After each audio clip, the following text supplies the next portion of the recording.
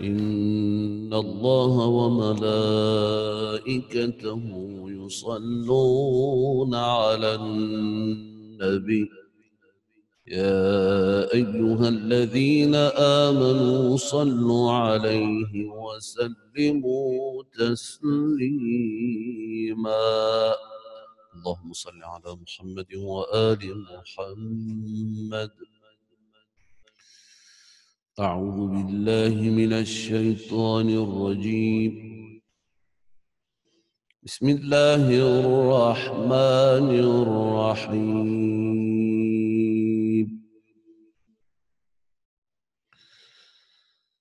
إن للمتقين مفازا حدائق وأعنابا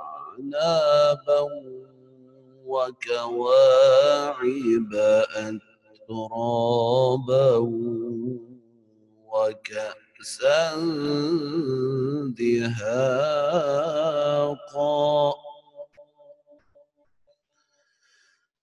لا يسمعون فيها لغوا ولا كذابا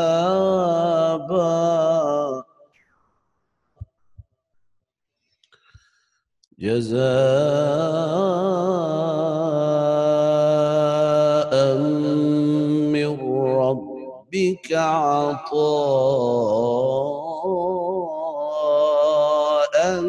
حسابا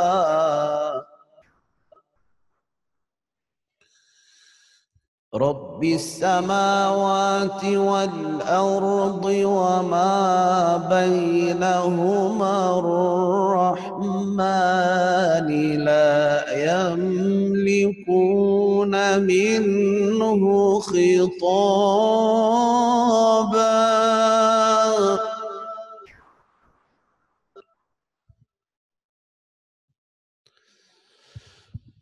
يوم يقوم الروح والملائكة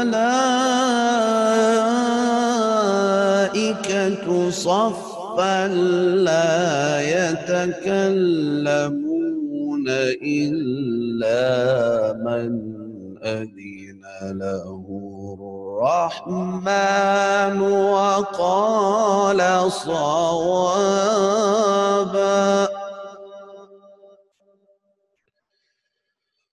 ذلك اليوم الحق فمن شاء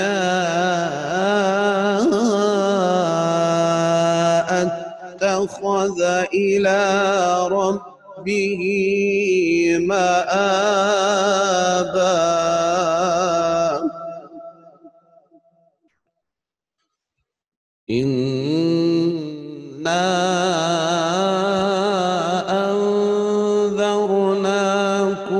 عذابا قريبا يوم ينظر المرء ما قدمت يداه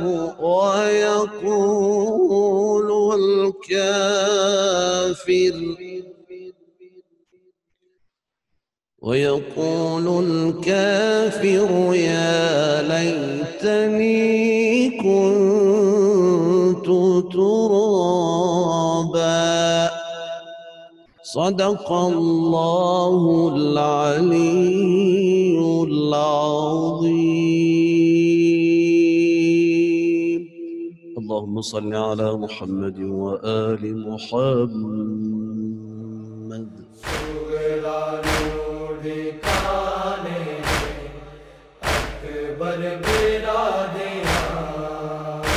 अऊज़ु बिल्लाहि मिनश शैतानिर रजीम बिस्मिल्लाहिर रहमानिर रहीम। Sakina trust, MCE और Imamia mission east London की ज़ेर एहतमाम मुश्तरका मजालिस-ए-अज़ा के सिलसिले में मैं सबसे पहले दावत देना चाहूँगा हमारे नन्हे ज़ाकिरीन अली ज़ैन और रायान को कि वो तशरीफ़ लाएँ और अपना आज की इस मजलिस में अपना नजराना अकीदत पेश करें। इन नन्हे ज़ाकिरीन की सेहत व सलामती के लिए बावाज़े बुलंद सलावत। या वजीहान इंदल्लाह इशफा लना इंदल्लाह या वजीहान इंदल्लाह इशफा लना इंदल्लाह बारे इलाह बन के सवाले तेरे हुजूर बारे इलाह बन के सवाले तेरे हुजूर दामन में अपने लाए है बेइंतहा हुजूर लेकिन हमारे सीनों पे मातम का दे के नूर अपने नबी के सदके में बख्शेगा तू ज़रूर या वजीहान इंदल्लाह इशफा लना इंदल्लाह या वजीहान इंदल्लाह इशफा लना इंदल्लाह मौला अली का रब्बे जहाँ तुझको वास्ता या रब राय फातिमा सिद्दीक़ा ताहिरा दे इल्म और रिज़्क़ का सागर भरा हुआ तू तेना नेमतों का मेरे घर से सिलसिला या वजीहान इंदल्लाह इशफा लना इंदल्लाह या वजीहान इंदल्लाह इशफा लना इंदल्लाह मालिक तुझे इमाम हसन का है वास्ता जिसके लहू से कर्ब बला की है इब्तिदा है उस इमाम अमने के सदके में किबरिया इस मुल्क में हो अमने का परचम खुला हुआ या वजीहान इंदल्लाह इशफा लना इंदल्लाह या वजीहान इंदल्लाह इशफा लना इंदल्लाह अब वासिता हुसैन अलैहिस्सलाम का परवरदिगार सब्र शह तिश्न का मका जिसके लबों पे विरता था तेरे ही नाम का खंजर तले तो कारी था चले कलाम का या वजीहान इंदल्लाह इशफा लना इंदल्लाह या वजीहान इंदल्लाह इशफा लना इंदल्लाह सलावत अल्लाहुम्मा सल्ली अला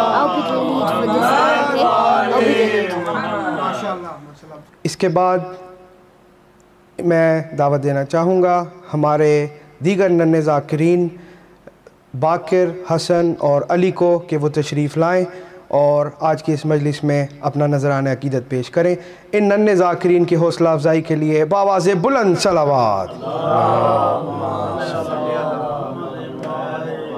औज़ु बिल्लाहि मिनश शैतानिर रजीम बिस्मिल्लाहिर रहमानिर रहीम।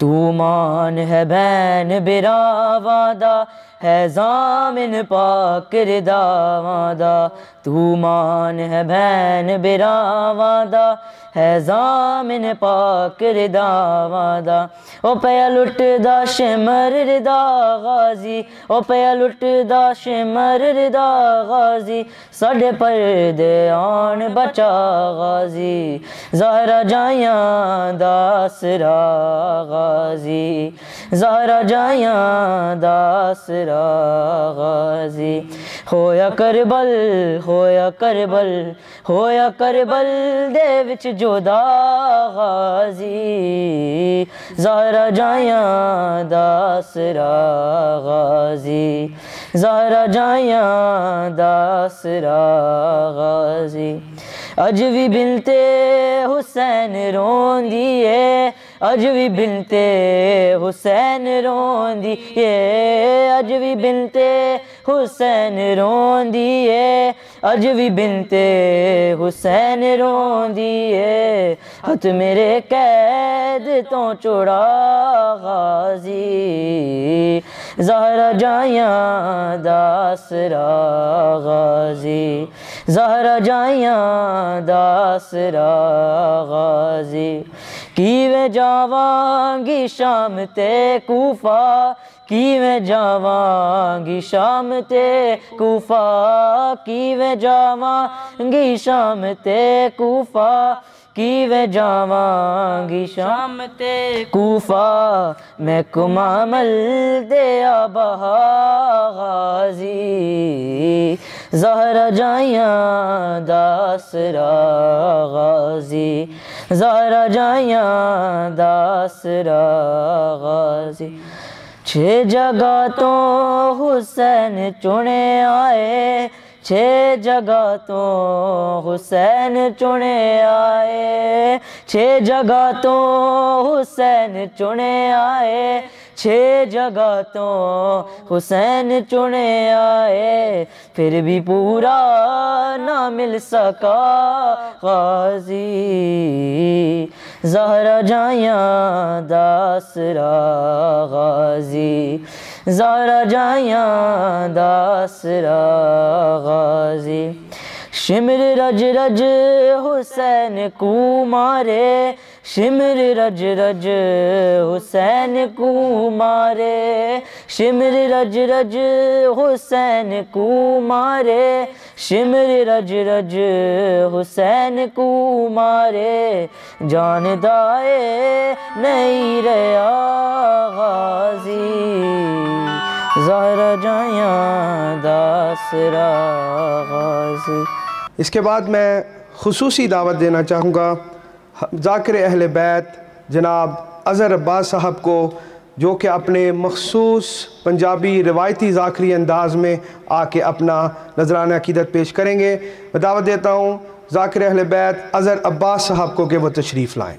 सुबह शाम विरद अली अली तू पका लै दोस्ता दुखां दी दवा मिल वैसिया सुबह शाम विरद अली अली तू पका लै दोस्ता दुखां दी दवा मिल वैसिया सुबह शाम विरद अली अली तू पका लै दोस्ता दुखां दी दवा मिल वैसिया ज़ैनब दे वीर दी घर विच फूड़ी चा विछा ज़हरा दी दुआ मिल वैसिया ज़ैनब दे वीर दी घर विच फूड़ी चा विछा ज़हरा दी दुआ मिल वैसिया ज़ैनब दे वीर दी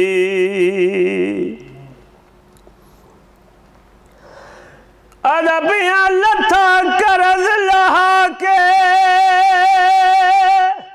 ज़ीन तो मकरूज हुसैन दी मादा ओ मुकियास गई कुल तसियां दी बैठा खाक ते प्यो सुगैरा ओ मुकियास गई कुल तसियां दी बैठा खाक ते प्यो सुगैरा तैनू गाजी झड़िया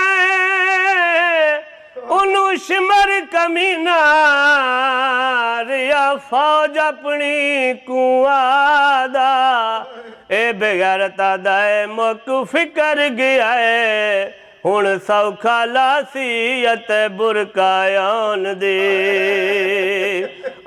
दी मादा इनू गाजी जड़िया उन्नू शिमर कमीना रिया फौज अपनी कुआदा ए लहीना दाए मुक फिकर गया है हुण सौखा लासीयत बुरका आउन दी मादा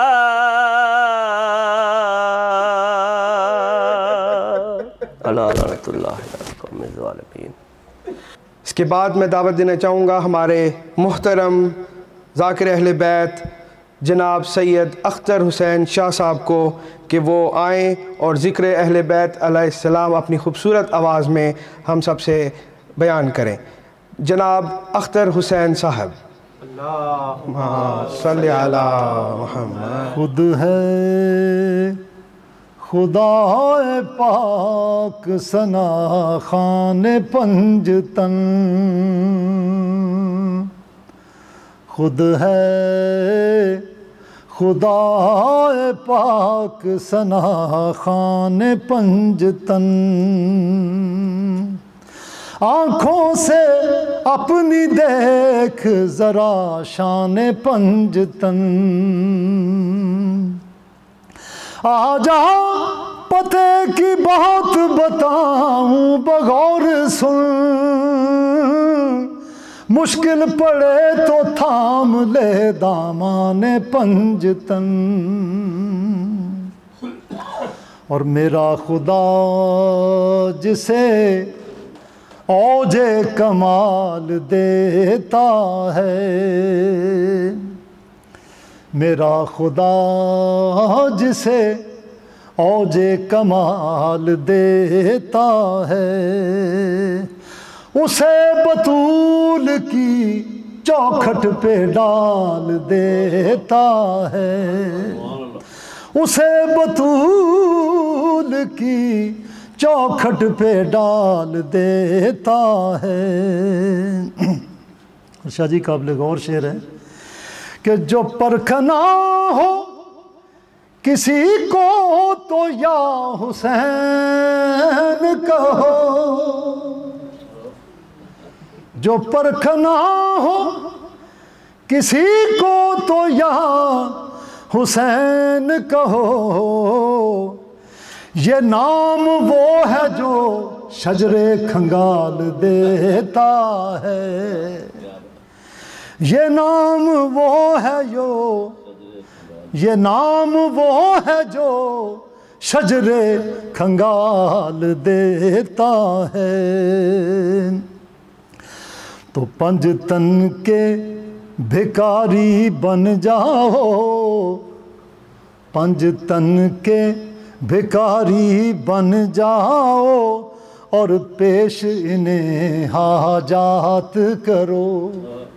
पंजतन के भिखारी बन जाओ, और पेश इन्हें हाजात करो। क्योंकि ये उंगलियां 5 बताती हैं, पंजतन के आगे हाथ करो। ये उंगलियां 5 बताती हैं, पंजतन के आगे हाथ करो। अब पांचों की निस्बत मैंने कोशिश की है अर्ज करने की कि पांचों की 5 नमाजों में, बहुत डीप मीनिंग है शाह जी, पांचों की 5 नमाजों में लाजिम है दरूद का पढ़ना भी। क्योंकि सब सजदे रुकू व क़याम गए, सब सजदे रुकू व क़याम गए, जो न पेश इन्हें सलवात करो। सब सजदे रुकू व क़याम गए, जो न पेश इन्हें सलवात करो। ये उंगलियां 5 बताती हैं, पंजतन के आगे हाथ करो।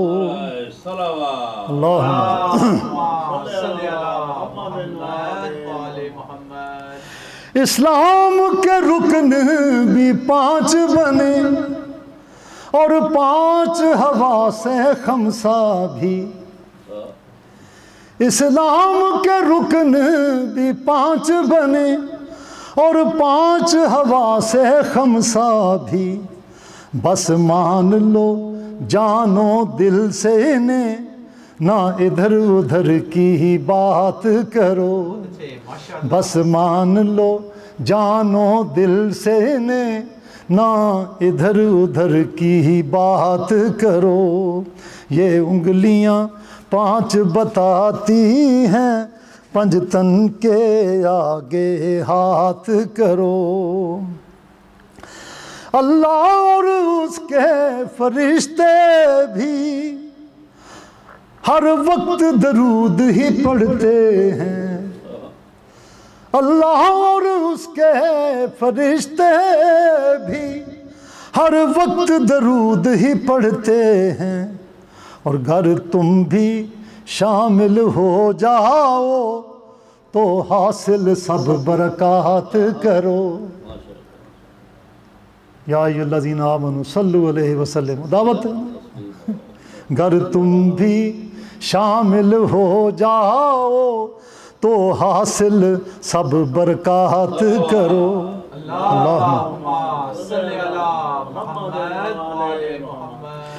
ओ ये तन मन धन जीना मरना सदका ही पंजतन पाक का है। ये तन मन धन जीना मरना सदका ही पंजतन पाक का है। हर महफिल में इन्हें याद करो, हर बज़्म में इनकी ही बात करो। हर महफिल में इन्हें याद करो, हर बज़्म में इनकी ही बात करो। और आखिर पे पैगाम है 2 शेरों में कि ए मोमिनो खूब इबादत है, ओ वल्लाह यही दिन रात करो।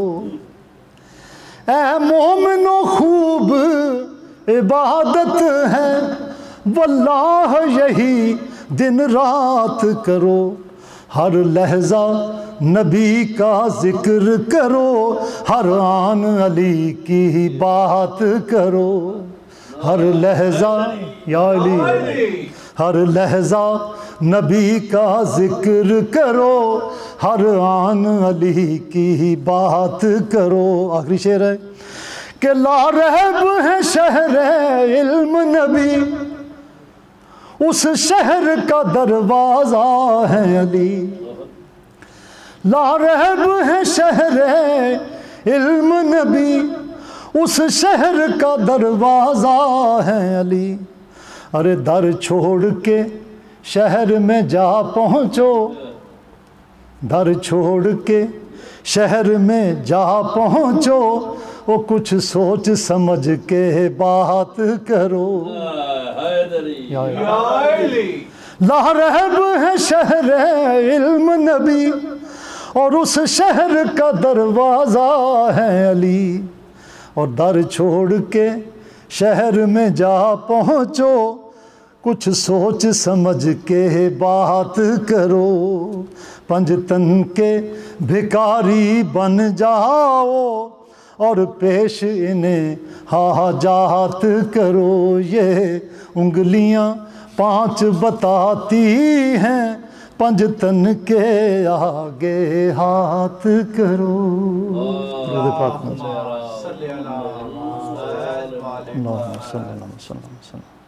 शऊर सुबह है अज़ल को हुसैन कहते हैं। शऊर सुबह अज़ल को हुसैन कहते हैं। और अमल के हुस्न अमल को हुसैन कहते हैं। अमल के हुस्न अमल को हुसैन कहते हैं। हुसैनो मिन्नी पे मत रुक मिनल हुसैन भी पढ़। हुसैनो मिन्नी पे मत रुक मिनल हुसैन भी पढ़। रसूल अपने ही कल को हुसैन कहते हैं। रसूल अपने ही कल को हुसैन कहते हैं।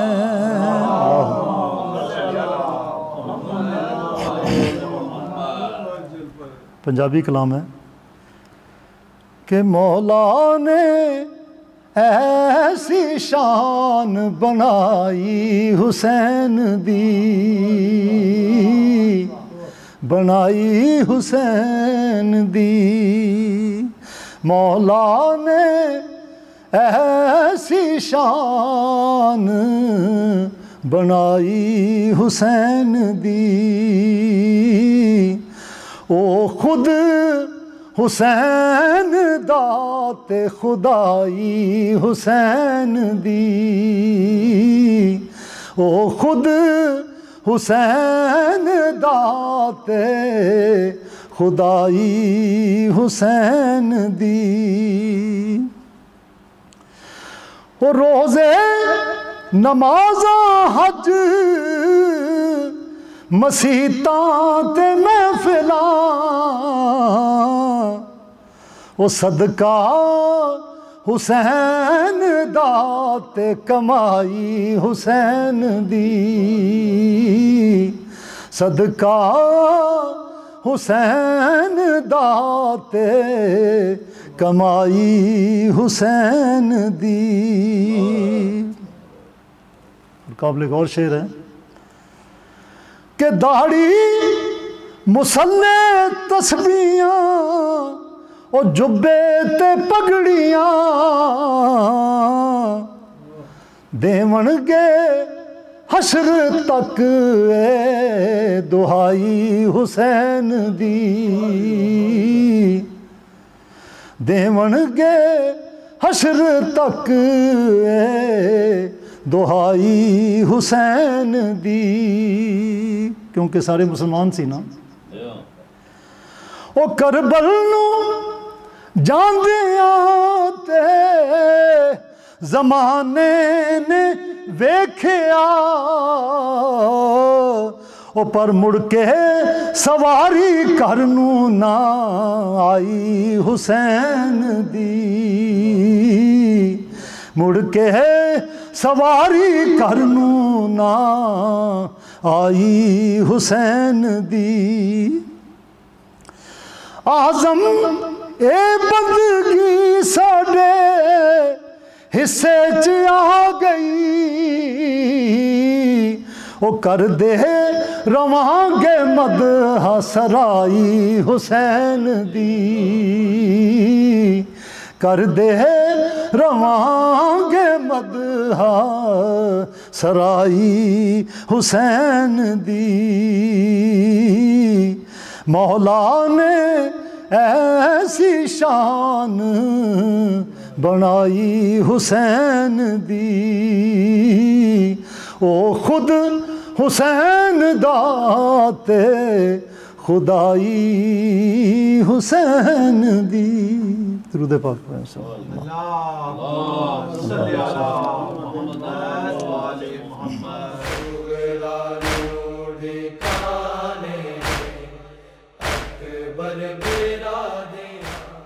रब्बिल आलमीन वस्सलातु वस्सलाम अला सय्यिदिल मुरसलीन मुहम्मद मुस्तफ़ा सल्लल्लाहु अलैहि व आलिहि तय्यबीन ताहिरीन मासूमीन।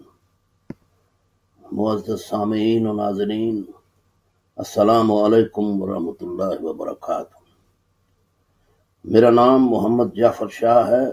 मैं सकीना ट्रस्ट की एग्जीक्यूटिव कमेटी का चेयरमैन हूँ और आज आपके सामने सकीना ट्रस्ट की ज़ुबान बन के आपसे मुखातिब होना।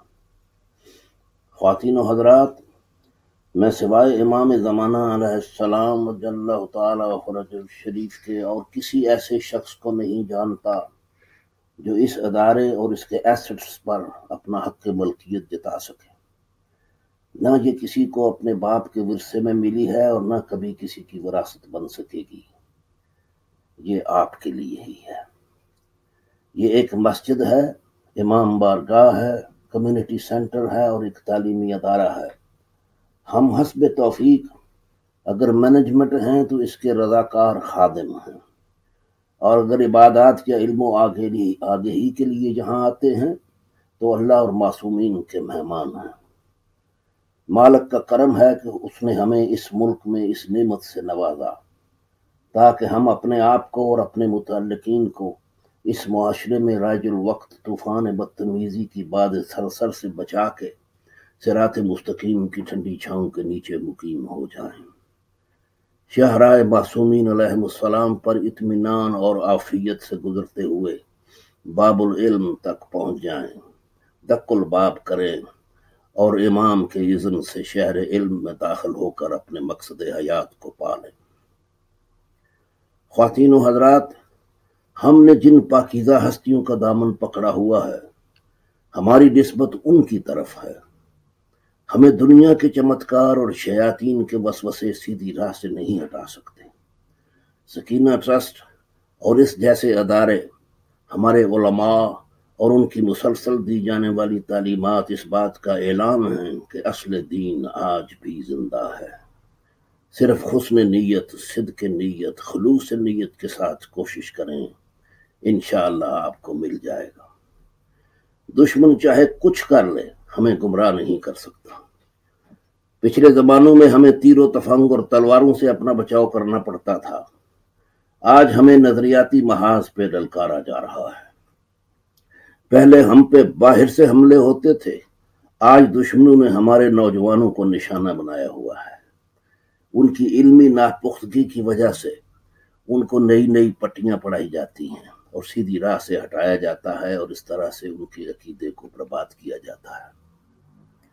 अगर सकीना ट्रस्ट और इस जैसे अदारे अपनी तालीमी सरगर्मियों से इस फजूल और जालमाना सोच के आगे बंद न बांधें तो शिया कौम के पिछले 1400 साल की कुर्बानियां रायगां जाएंगी।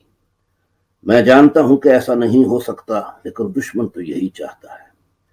पहले इनकार वलायत और इमामत से गुमराह करने की कोशिश की, जब उससे काम न चला तो शियों में घुस के नजरियाती फ्रंट पे वलायत को अलूहियत पे मुल्तबिक कर दिया, यानी किसी तरह से शिया कौम के दीन की इमारत में दरारें डाल के इसे मिसमार कर दिया जाए। अल्लाह सुब्हानहू व तआला ने हमें आज तक उनके शर से महफूज रखा है और इंशाअल्लाह हमेशा रखा रहेगा। जरूरत इस अमर की है कि हम अपनी जिम्मेदारी को अदा करते हुए अपने उलमाए हक और सकीना ट्रस्ट जैसे अदारों से मुंसलिक रहें। इमाम की ज़ाहिरी गैर मौजूदगी में सिवाय पैगाम खुदा और रसूल और आइम्मा मासूमीन और हमारे उलमाए हक और सही अदारों के और कोई रास्ता नहीं जो हमें इस हमले से बचा सके। इन बच्चों को गुमराह करने वाले अपने ज़मीर को डॉलरों के ढेर के नीचे दफन कर चुके हैं। इनका मुकाबला सिर्फ अपने अदारों को मजबूत करके और इनके जरिए उलमा को महमीज देकर ही किया जा सकता है। इसका इलाज सिर्फ तालीम है, कुफर के फतवे नहीं है। ये नजरियाती फ्रंट है, यहाँ सिर्फ दलील और बुरहान को ही ढाल बनाया जा सकता है। ख्वातीन व हजरात, ये राह खुदा है। इन अदारों को मजबूत करना राह खुदा में खर्च करना है, चाहे वो दाम में हो, दिरह में हो, कद में हो या सुख में हो। जिस जिस चीज की अल्लाह ने आपको तौफीक दे रखी है उसे आप राह खुदा में खर्च करें। कुरान इन अहकाम से भरा पड़ा है। मासूमीन अलैहिस्सलाम ने अपने कौल और फेल के जरिए इसकी तायीद और ताकीद की है। इसलिए इस बात का खास ध्यान रखिएगा कि माल की कमी की वजह से अदारों की कारकर्दगी में कमजोरी न आने पाए। ये अदारे न सिर्फ आपकी हदायत का सामान हैं बल्कि आपके लिए एक आजमाइश भी हैं। वस्सलाम।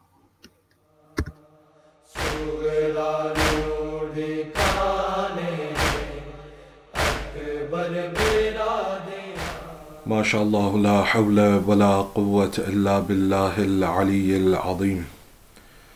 हस्बुनल्लाहु व निअमल वकील, निअमल मौला व निअमन नसीर। रब्बी इश्रह ली सदरी व यस्सिर ली अमरी वहलुल उक़दतम मिन लिसानी यफ़क़हू क़ौली। अऊज़ु बिल्लाहि मिनश शैतानिर लईनिर रजीम। बिस्मिल्लाहिर रहमानिर रहीम। अल्हम्दुलिल्लाहि क़ासिमिल जब्बारीन मुबीरिज़ ज़ालिमीन मुदरिकिल हारिबीन। वस्सलातु वस्सलाम व तहिय्यतु वल इकराम अला नबीयिल उम्मीयिल मक्कीयिल मदनीयिल Hashimi الذي سمي في السماوات بأحمد وفي الأرضين بأبي القاسم محمد.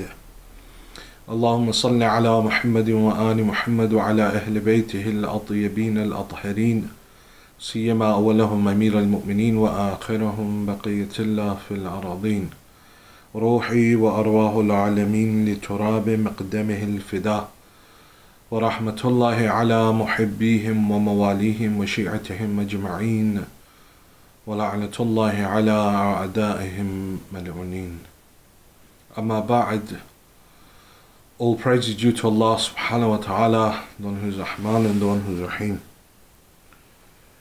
We have reached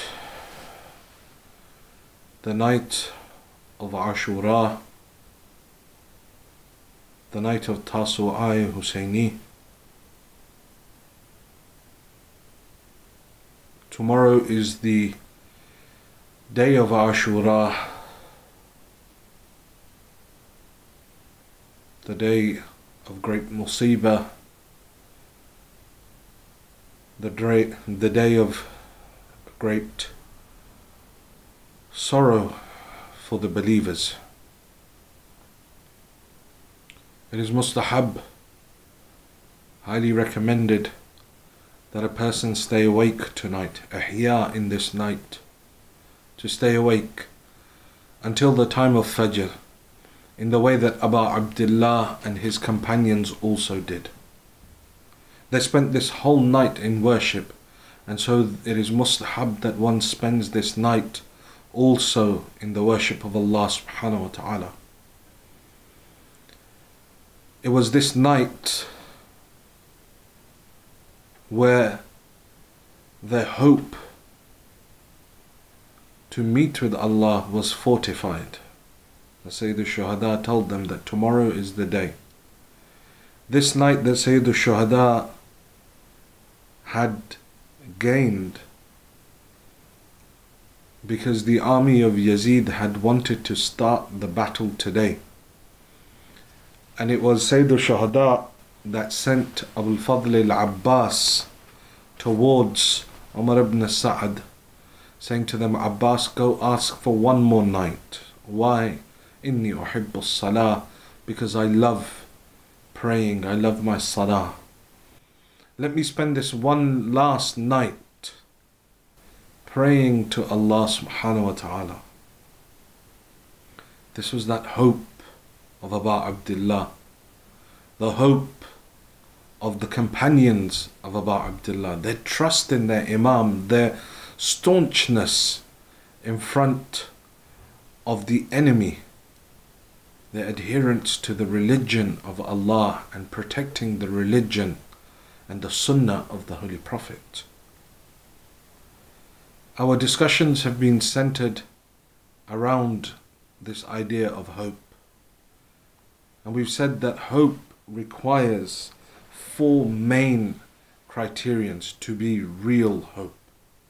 A person needs 4 types of knowledge. The knowledge of God. And we said it's not philosophical. Rather, it is to understand that God would never do wrong by us. To understand that God is Qadir.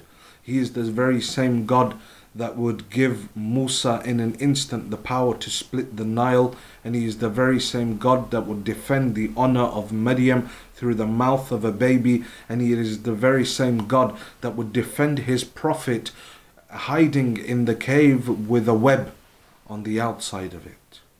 That God that possesses all of that power, He will never let me and you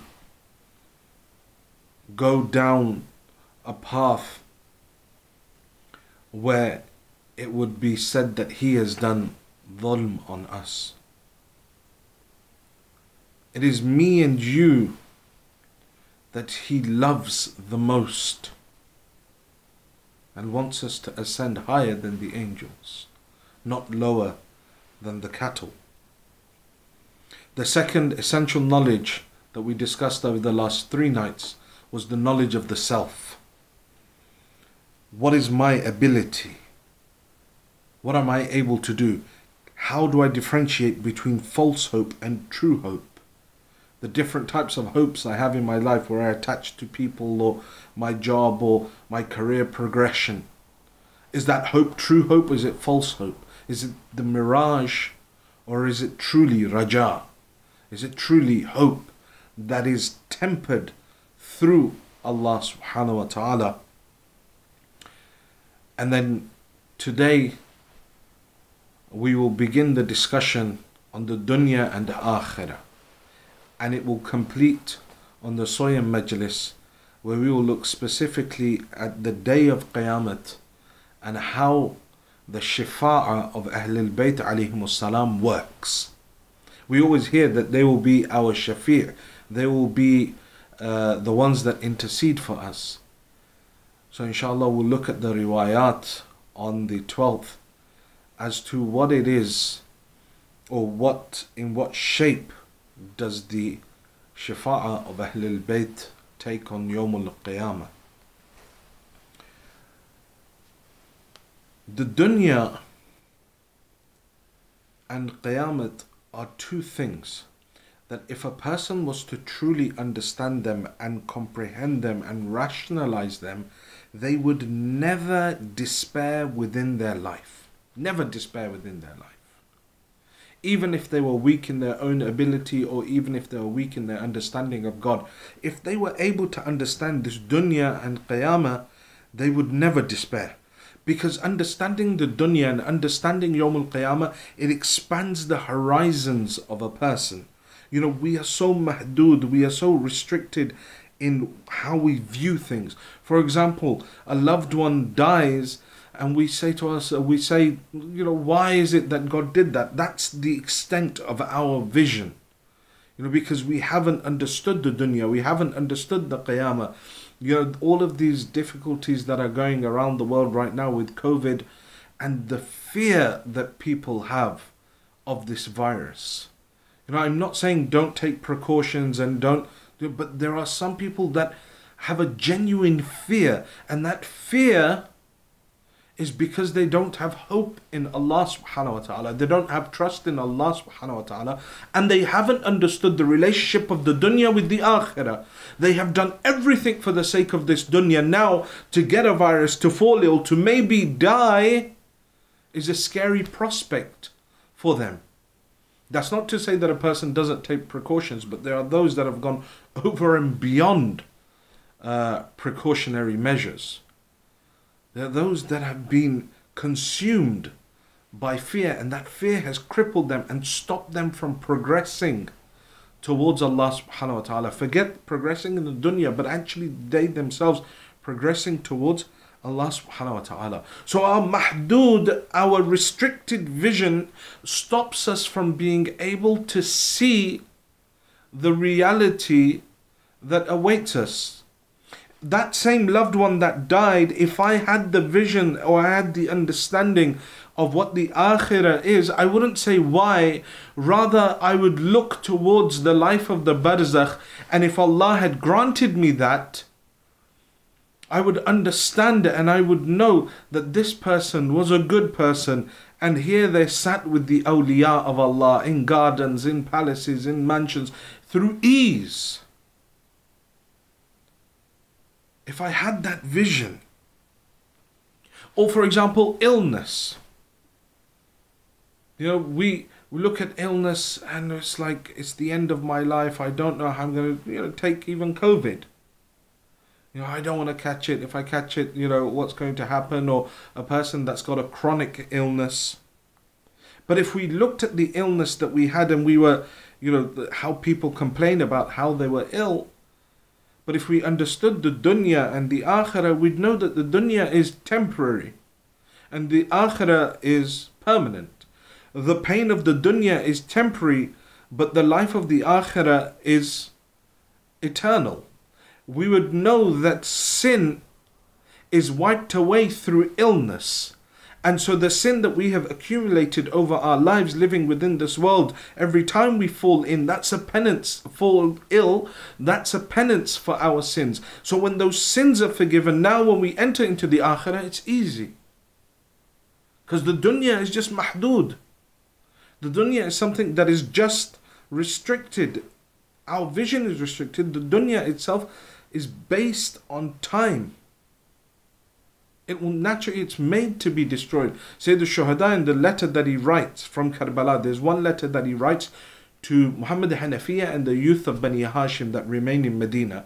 He says, from Hussein ibn Ali to his brother Muhammad Hanafiya and the remaining members of the tribe of Bani Hashim, you should know فكأن الدنيا لم تكن وكأن الآخرة لم تزل والسلام عليكم. That is the last letter that Imam Hussein sends from Karbala. You, Bani Hashim, should know that the dunya is something that is temporary and will be, and is being made to be destroyed, and the akhirah is the thing that shall remain. So when a person is ill in this dunya and they have that basira, they have that understanding of the dunya and the akhirah, they'll look towards this illness and know that it is a penance for their sin. For this reason, we've been told to constantly recite the dua, رَبَّنَا آتِنَا فِي الدُّنْيَا حَسَنَةً وَفِي الْآخِرَةِ حَسَنَةً وَقِنَا عَذَابَ النَّارِ. We're asking Allah for good in this dunya and good in the akhirah. The Holy Prophet would constantly recite this at the time of subh, at the time of fajr. He would recite this dua constantly. It's been recommended that a person that is ill recites this dua over and over in order to gain shifa'ah. Imam Sadiq alayhi salam, when talking about this dua, he says that there are 4 things that a person is asking Allah subhanahu wa ta'ala for in this dua. He says when he's asking for hasana, good within the dunya, he's asking for 2 things, and good within the akhirah, he's asking for 2 things. For the dunya, he's asking for ma'ash, he's asking for rizq, increase in his rizq, his wealth, food, clothing, all of these things, his health, this is rizq. The second, he says, is husnul khulq, good akhlaq, good morals. This is what the person is asking for. And when it comes to the akhirah, the 2 things that he's asking for is the ridwan of Allah subhanahu wa ta'ala, the happiness of Allah subhanahu wa ta'ala upon him, and the second is Jannah. So the one that constantly recites this will have both dunya and akhirah. Islam doesn't allow a person to forsake the dunya for the akhirah, nor does it allow a person to forsake the akhirah for the dunya. You know, the akhirah for the dunya is easy, people are absorbed within this world. But no, Islam goes one step further. It says, no, you cannot forsake this dunya for the akhirah. You can't go and live in a cave like a monk for the sake of the akhirah. Surah Al-Qasas, verse number 77, Allah subhanahu wa ta'ala says, وَابْتَغِي فِيمَا آتَاكَ اللَّهُ دَارَ الْآخِرَةِ وَلَا تَنْسَ نَصِيبَكَ مِنَ الدُّنْيَا. He says, and seek by means of what Allah has given you, your akhirah, your future abode. So work towards the akhirah. This is something we always hear. Akhirah, akhirah, akhirah. But the remaining part of the ayah, وَلَا تَنْسَ نَصِيبَكَ مِنَ الدُّنْيَا, and do not neglect your portion of this world. It means what? It means that we can't go and live in a cave like monks, or in a monastery like monks, withdrawing from the world, constantly just worshipping. Because a person has to live within the dunya's trials, helping other people, all of these things form part of that progression of the human being. Many of the early Muslims got the wrong end of the stick when it came to zuhad, asceticism. They went and they left their families, they went and they started living up in the mountains, in the caves, and Rasulullah had to call them all back. Said, look, I'm the Prophet of God. I get married, I spend time with my family, I live within. It's not allowed for you to go and disappear into the caves. So, but on the flip side, you know, it's not allowed for a person to forget their akhirah and totally drown themselves in the dunya, because forgetting the akhirah leads to people like Fir'aun, Yazid, Umar ibn Sa'ad, you know, all of these different people that were obsessed with the life of the dunya. And when we talk about the life of the dunya, the Holy Quran in Surah Al-Hadid lists 5 phases of the human being's life. Says, اعلموا أنما الحياة الدنيا لعب واللهب وزينة وتفاخر بينكم وتكاثر في الأموال والأولاد. Says 5 things. Know that the life of this world is only sport, play, beautification, boasting amongst yourselves, and vying in the multiplication of wealth and children. Now, when you go to the riwayat, they said these are the 5 stages of insan within this world. And here Allah subhanahu wa ta'ala is talking about it negatively. That the insan, the man that is forgetful of his akhirah, he lives his life like this. Sport, yeah, this is according to riwayat, up until the age of 8. Yeah? Play is until the age of 16, sporting when they're young, toys here, there. Play is, I'm now distracted by other activities. The 3rd phase until the age of 24 is the age of beautification. Now a person wants to look good, smell nice, wear good clothes, fashionable. And then the next stage is the one of beautification. And that's until the age of 32. Here a person, is the phase of boasting. Now a person is saying, I've got this car, I've got this house, I made this much, I wear these clothes. It's the age of boasting, tafakhur.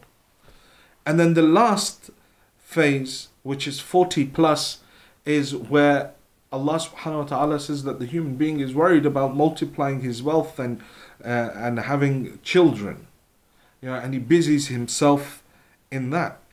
And if a person does only these 5, then he's condemned. His life in this dunya is wasted. It's essential for every human being to utilize every one of these stages in order to better themselves. When we're younger, that's the role of the parents, to try and mold a child so that those early years are not just sport and play, but rather alongside that, we teach them how to recite Quran, we get them to memorize Quran, we give them good akhlaq, all of these things, so that they know how to act, they know, and we instill that relationship between them and Allah subhanahu wa ta'ala, a love for the religion, a love for Allah subhanahu wa ta'ala. But if we don't, then a person is condemned. Then a person cannot leave this dunya successfully. The human beings are of 3 types in this world. There is the first type that I like to call the chameleon, or the influenced. Whoever he or she comes into contact with, they become like them. So if they're with the good, they're good. If they're with the bad, they're bad. If they're with the ugly, they're ugly. They have no moral compass. It's whichever way the wind blows, that's the way that they turn. There's no staunchness within them. Najashi was one of the poets of Amir al-Mu'mineen alayhi salam. Was one of the Shi'as of Amir al-Mu'mineen as well, and would recite poems in the madh, in the praise of Amir al-Mu'mineen. One day during Shahr Ramadan, he was on the way to the masjid, and he meets an old friend, and his friend says, "Oh, where are you going?" He says, "Oh, I'm going to pray namaz in the masjid." Friend says, "Look, you've got loads of time to namaz yet. Come, why don't we go back to my house? We'll sit down and, catch up." So he says, "Okay, fine." So he goes to his house, and as they walk in, he sees that there's food laid out. And so Najashi looks at his friend and he says to him, "Are you not fasting?"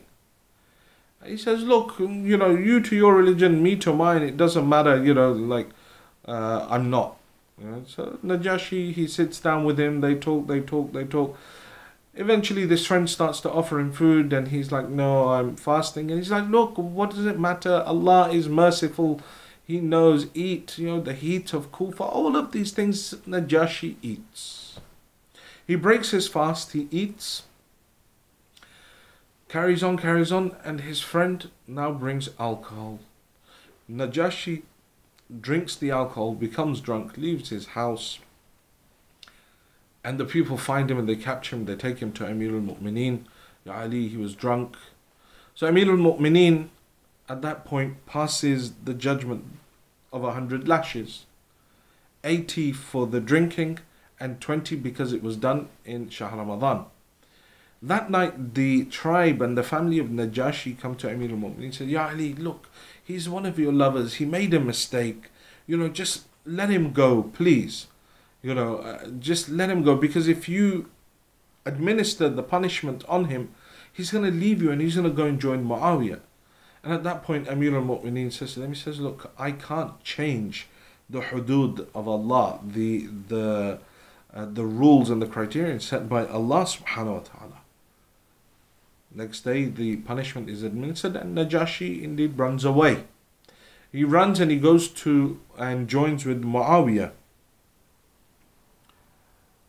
Although he does say one good thing when he reaches Muawiyah. Muawiyah says to him, where are you coming from? He says, I'm fleeing from the justice of Ali ibn Abi Talib in order to take refuge in your oppression. So the first group of human beings in the dunya is the one that is influenced. Sayyid al-Shuhada says in Karbala, says, An-nas abid al-dunya wa din la'iqun ala al-sinatihim. Says, man is a slave of this world, and the dunya is but the religion is but a taste on their tongue. When it suits them, they're religious. But when they're tested with bala, with difficulties, qalla dayanun, then very few of them remain religious. This is that individual that is influenced. Wherever the wind blows, they're going. They have no backbone. These are individuals that look to water down the hudud of Allah. What difference does it make, if I pray half an hour before or half an hour after? As long God knows my intention, at least I'm pure in my intention to pray to Him. No, it doesn't work like that.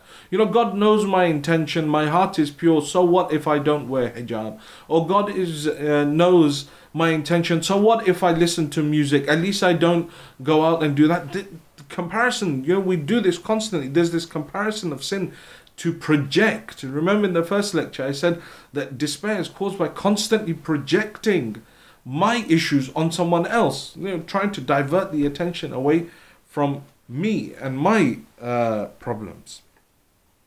This is why Sayyid al-Shuhada says, An-nas abid al-dunya wa din la'ikun ala al-sinatihim. It's just a taste on their tongue. Suits them, they keep it. Doesn't suit them, then slowly they start watering it down. Things don't go their way. The waswasa of shaitan starts coming in. Man, you're so good looking. These type of clothing that you're wearing, brother, it's not making you look good. All of that working out that you're doing, shirt's got to be a little bit tighter. At least people can see then, the work that you've been putting in. See, that's the problem. That's the waswasa of shaitan that tries and takes a person away. And then the influenced person straight away spit away the religion and go with wherever shaitan is telling them to go. That's the first group. The second group are the individuals that are steadfast. They're not influenced by other people. They're not moved away from the truth. They're steadfast on it. They remain upon the religion, but it's restricted to themselves. It's good. They literally take the ayah, Ku anfusakum wa ahlikum nara, from the Holy Quran, save yourself and your family from the fire of hell, literally. And that's all they're concerned about. They worry about themselves, and and to some extent that is good. They focus on themselves, prepare themselves, stay away from haram. No matter what gathering they go into, they're not influenced. If they end up going to a gathering, for example, a wedding, and then they believe these people to be Shia and mu'mineen, and they start playing music, astaghfirullah, that person will get up and leave. So this is the second group, which are steadfast, and they're good. But the third group are the best of all three of these. And that is the group that doesn't get influenced, remains steadfast, and instead becomes an influencer upon others. it tries to, that person then tries to guide other people. In Surah Al Imran, ayah number 110, Allah subhanahu wa ta'ala calls that those group of people khayra ummatin, the best of ummas, the best of people. Yeah, the ayah 110 of Surah Al Imran, Allah subhanahu wa ta'ala, He says, Kuntum khayra ummatin ukhrijat linnas ta'muruna bil ma'ruf wa tanhawna 'anil munkar wa tu'minu billah wa tu'minuna billah. Says you're the best of nations, raised up for the benefit of men. What do? They enjoin what is right, they forbid what is wrong, and they believe in Allah subhanahu wa ta'ala. They're the best of nations. Those are the type of people that are sitting in that gathering and the music is being started to play. They get up and they actually go and say, this isn't right, we shouldn't have this. Whether the people listen or not, they do the amr bil ma'ruf and nahi anil munkar. And this is the whole point that Sayyid al-Shuhada left Medina. وَإِنَّمَا خَرَجْتُ لِطَلَبِ الْإِصْلَاحِ فِي أُمَّةِ جَدِّي أُرِيدُ أَنْ آمُرَ بِالْمَعْرُوفِ وَعَنْهَا عَنِ الْمُنْكَرِ. That I've left in order to reform the ummah of my grandfather, in order to enjoin good and forbid evil. That was the whole purpose. So group 2 and 3 are good, the staunch and the influencers, but the best is the person that is staunch and also does Amr bil Ma'ruf and Nahi anil Munkar. They enjoin good, they forbid the evil. They don't forsake their dunya for their akhirah, or their akhirah for the dunya, but they understand that this dunya is mazra'atul akhirah. This dunya is a bridge to the akhirah. This dunya is a garden for the akhirah. The narration says dunya is a garden. Sow what you want for your akhirah here and reap it in the akhirah. It says dunya is a bridge to the akhirah. Don't, set up your houses on the bridge. Don't get ready. Just use it to go towards the akhirah. And Karbala has examples of these on both sides. People who were influenced, people who were influencers, people who stayed staunch, that they then didn't go out and do Amr bil Ma'ruf, but they remained staunch. They didn't go against the order of Allah. Many of the people that remained in Medina, for example, they were good people, but they didn't come out to do that Amr bil Ma'ruf and Nahi anil Munkar with Abu Abdullah, even many of the Bani Hashim. But then there were those that were staunch and they came out to do that Amr bil Ma'ruf with Abu Abdullah. On the opposite side were those that chose the dunya. Ubaydullah Hurre Jo'fi, for example, an individual who Abu Abdullah himself goes to visit. He says, I know you weren't with my father Ali. I know that you were against my brother Hassan, but I'm giving you an opportunity. If you join us, I will guarantee you the shifa of my grandfather on Yawm al-Qiyamah. He says, Imam, I've got family, I've got this. Imam says, we'll take care of all of that. He says, look, I can't come. Here's my spear, my sword, shield, horse. They're all for you. They're the best. Abu Abdullah says, we don't need any of this. We need you. He says, then I can't come. And after the event of Ashra, he's seen walking through the bodies, reciting poetry, Ubaydullah, until you are alive, mourn that you did not help the son of Zahra when he came to you. So these are those type of... The Kufans in Kufa that gave bay'ah to Yazid, gave bay'ah to Hazrat Muslim, and then turned back. When Ibn Ziyad comes, he knows the exact price of the Kufans. The narration he says, okay, for Fulan, give him this many dirham. Fulan, give him this many dinar. Fulan, he knew the price of all of them and bought every single one of them. Umar ibn Sa'ad, his price was the governorship of Ray. When Abu Abdullah goes to visit him, and they say, come towards the truth, leave this. He says, oh no, I've got family, they'll kill them. He says, we'll take care of them. I've got a house in Kufa. He says, we'll give you another house in Medina. He says, I've got this. Abu Abdullah says, we'll take care of everything. He says, oh, but they've offered me the governorship of Ray. And Abu Abdullah says, we can't offer you any governorships. These people chose the dunya over their akhirah. But then there are those that utilize this dunya by being by the side of Abu Abdullah to reach the akhirah. Those who zahiran would have gone to hell because they were on the opposite side. Take for example Hur. Comes to Abu Abdullah, and now Hur, as I said yesterday, is rahmatullah alayh. But even then, Hur comes on Subh Ashur, joins with Abu Abdullah, and becomes rahmatullah alayh. But there are those that came even after Hur. In fact, there are those that came when everyone had gone. At the last moment, when Abu Abdullah had lost every single one, and he stood there and for the last time called out, Hal min Nasirin yansuruna, Ali Asghar has gone as well. Two brothers looked at each other, Sa'ad ibn Harith and Hutuf ibn Harith. They looked at each other and said, what have we done? They came riding across to Abu Abdullah. Ibn Rasulillah, we stood by while they killed your Abbas. We stood by and watched while they killed your Qasim. We stood by as Awan and Muhammad and all of your companions were killed.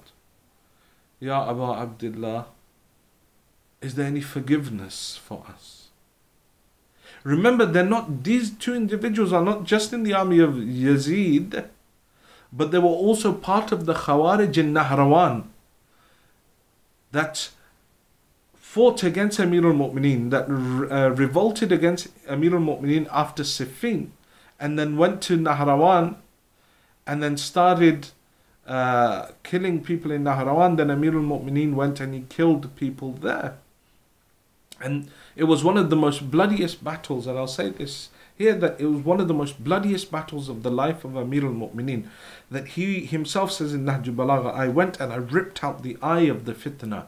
From the tens of thousands that were there, only a handful remained. From that handful, these two brothers are there in Karbala. Now you understand why he was saying to Malik al-Ashtar that Malik, me striking someone and you striking someone is different, because I look down their lineage. If there is even one mu'min in their line, I spare them. These two brothers spared are amongst the handful that are saved in Nahrawan, that are not killed by Amir al-Mu'mineen. But yet, you see why, because in Karbala, they come to Abi Abdullah just before Asr Ashur. Ya Abu Abdullah, we watched everything happen. Halli min tawbah, is there any forgiveness for us? Abu Abdullah looks at them, says that now that you have come towards Hussein, look, their time is so much less than Hur. There's no time for istighfar. Just in a moment they joined themselves with Abu Abdullah. They did their istighfar, and today their names are written on the dharih of Abu Abdullah. When you go to Karbala, their names are inscribed there, and today you remember them and you say Rahmatullah alayh, because they connected to Abu Abdullah, use this dunya in order to achieve their akhirah. This is Hussein ibn Ali. Understand the dunya. Understand the purpose of the dunya. Understand why it is that this dunya was created. And you will instantly have hope. You will fight off despair. You will never despair.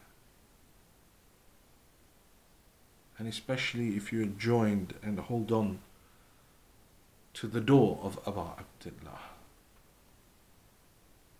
Inna al-Husayn misba'ul huda wa safinatun najah. Hussein is the lantern of guidance, the ark of salvation.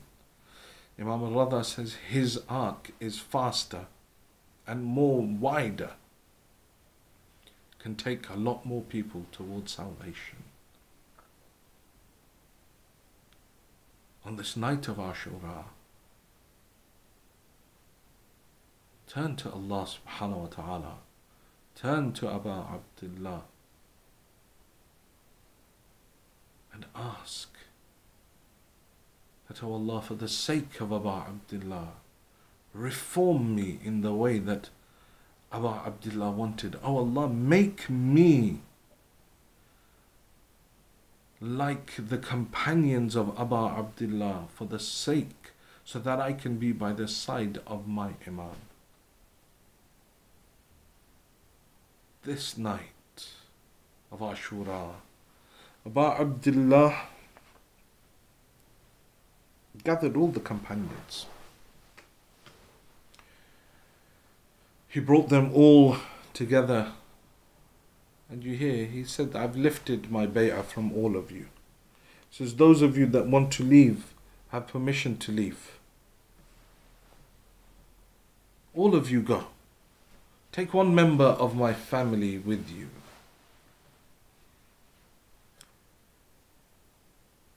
But there was one thing that Abu Abdullah said in that statement. He said, all of you go, all of you take a member of my family with you, but the only one that should remain is my son Aliun Akbar. How dear was Ali to Abu Abdullah? An eldest son is the support of his father. Says all of you can go. The only person that should remain as part, or whose oath is not lifted, is my son Ali Akbar. Ali was so dear to Sayyid al-Shuhada, was so dear to Abu Abdullah. But yet, when the day of Ashura dawns and all of the companions go, and Ali Akbar comes towards his father, Father, give me permission to go out and fight.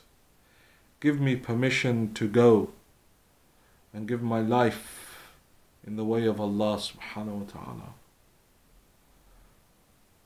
They say Abu Abdullah gave Ali Akbar permission straight away. But the Maqatil say that although Hussein gave permission to Ali Akbar straight away, فَنَظَرَ آئِسٍ مِّنْهُ, but he looked towards Ali Akbar with sorrow in his eyes, with tears in his eyes. He prepares Ali himself. He puts the armor on his body. He wraps the amama around his head. He helps him mount upon the horse. Ali Akbar begins to ride out. As he's riding out, he hears someone running and stumbling behind him. He turns around. He sees his elderly father. Slowly, slowly, oh my son, keep on turning back. Let me see you one last time. Ali, let your father see you one last time. They say Abu Abdullah held on to his beard. He looked towards the heavens. Oh Allah, bear witness that this man, that this boy, this youth, that this nation fights against was that one that would resemble your Prophet. Every time I wanted to do the ziyarat of your Prophet, I would look towards this son of mine. Then he shouts out towards the army of Yazid. He looks towards Umar ibn Sa'ad. He says, Oh Umar ibn Sa'ad, قَطَعَ اللَّهُ رَحِمَكَ كَمَا قَطَعْتَ رَحِمِي. Oh Umar ibn Sa'ad, may Allah cut off your lineage like you intend to cut off my lineage. Ali Akbar goes out, he's fighting. Abu Abdullah stands by the tents watching the battle of his son Ali. Layla inside the tents watching the battle of Ali through the facial expressions of Abu Abdullah. Whenever Abu Abdullah was happy, she knew that her son Ali was okay. But whenever his face became worried, she would know that Ali was in trouble. They say at one point, when worry set upon the face of Abi Abdullah, Layla called out, she said, "Oh Abu Abdullah, is my son Ali okay?" She says, he says to her that Layla, Ali is still alive, but he is going against a strong opponent by the name of Bakr ibn al-Ghanim. Oh Layla, Allah never returns, Allah never rejects the dua of a mother. Layla, go and do dua for your son Ali. They say Layla went towards her musalla, she sat down, she opened her hair, she looked towards the heavens, she began her dua. What is the dua of Layla? Ilahi bi'atash Abi Abdullah, Ilahi bi'ghurbat Abi Abdullah, Ya Rad Yusuf ila Yaqub, Ya Rad Musa ila Ummih, Urdud ilayya waladi Ali. She says, "Oh Allah, for the sake of the thirst of Abu Abdullah, oh Allah, for the sake of the loneliness of Abu Abdullah, oh the one that returned Yusuf back to Yaqub, oh the one that returned Musa back to his mother, return my son Ali back to me." They say that Ali kills Bakr ibn al-Ghanim. He turns around one last time and heads towards the tents where his father is standing. Abu Abdullah looks towards his son, hope in his eyes, happiness in his eyes, his son returning towards him. But then his son asks him a question that breaks the heart of Abi Abdullah. No matter how old a son becomes, in this case Ali Akbar, 24, returns towards his father. No matter how old a son becomes, but when he asks the father for something, the father will do everything in his power in order to fulfill it. But imagine that when the father is unable to fulfill something, it breaks the heart of a father. Especially when the son is in need, the child is in grave need of that thing.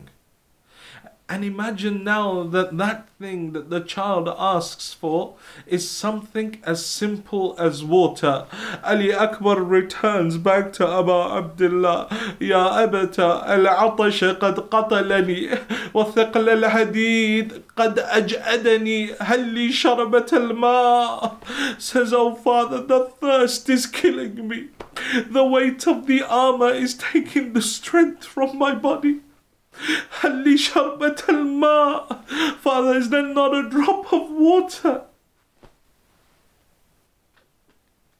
Abu Abdullah looks towards his son Ali. He says, "Ali, there is no water. Ali, come close to me." According to some narrations, he says he takes Ali Akbar. He says, "Ali, put your tongue on my tongue. Maybe there's some moisture on my tongue, Ali. Maybe that would be of some use to you." As soon as Ali Akbar puts his tongue on the tongue of Abu Abdullah, they say Ali pulls back his tongue. He says, "Father, your tongue is drier than mine." Abu Abdullah says to him, "Ya Ali, isbir qaleel. Oh my son Ali, be patient for a short while. Soon you will be drinking from the pool of Kauthar from the hand of your grandfather, after which you will feel no thirst. Ali, before you go out, to go and see your mother." They say Ali Akbar enters into the tents of Layla unconscious on the ground. He goes towards her, he takes his mother's head, he places it in his lap. Some of the sweat or the blood of the head of Ali falls upon the face of Layla. She opens her eyes. Ahlan bika ya noora aini. Oh, welcome, oh the light of my eyes. Ali Akbar looks towards his mother. Ma hadha al-jaza wa ma hadha al-buka. buka? Mother, what is this wailing? What is this mourning? What is this crying? Mother, look at all of these other women that have given their sons, that are willing to give their sons, their brothers and their husbands in the way of Allah.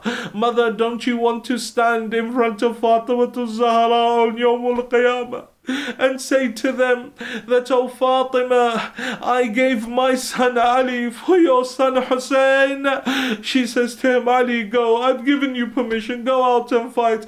Ali Akbar mounts upon his horse, he rides out for the last time, he begins to fight bravely, but at one point they surround Ali from all four sides. One Mal'oon comes from the back, he strikes Ali on the head with such a force that Ali falls forward on his horse. He holds on to the neck of the horse, willing it to return back to the tents, but they say the blood from the head of Ali went into the eye of the horse disorientated, not knowing where to go. Instead it turns in towards the army, and now as the horse runs towards the army of Yazid, whoever had a sword in their hand, they struck his body. Whoever had a spear, they struck his body. The Ali Akbar at the Maqatil say, فَقَطَّعُوهُ إِرَبًا إِرَبًا. They mutilated the body of Ali. They ripped shreds from the body of Ali. Ali Akbar no longer can hold himself on the horse. He falls to the ground. He calls out, Ya Abata alayka minni salam. Oh my father, accept my final salams. Aba Abdullah Sakina narrates, she says that when my brother Ali called out, I saw the color drain from my father's face. It was as if his soul was leaving his body. He says, my father turned and ran back towards the tents. I said to him, Father, the cry of Ali came from the battlefield. Where are you going? He says, do not blame me. Since Ali fell from the horse, darkness has come in front of the eyes of Ali, of Hussein. They say Abu Abdullah, some say Abu Abdullah crawled to the body of Ali saying, Ali, where are you? Ya Ali, Ya Ali, not knowing whether he was calling his son Ali or his father Ali in Najaf. Some say he ran and he fell. Others say he rode upon his horse. Regardless of how he reaches the body of his son Ali Akbar, all of the narrations say the same thing. Abu Abdullah throws himself on the body of his son. He throws himself on the body of Ali Akbar. وَضَعَ خَدَّهُ عَلَى خَدَّهِ. He wipes away the dirt from the cheeks of Ali. He wipes away the blood from the teeth of his son Ali. He places his cheek on the cheek of Ali Akbar. He cries out, Oh Ali, may Allah kill that nation that killed you. Oh, may Allah reduce their numbers. Ya Ali ala dunya ba'dik al-afa.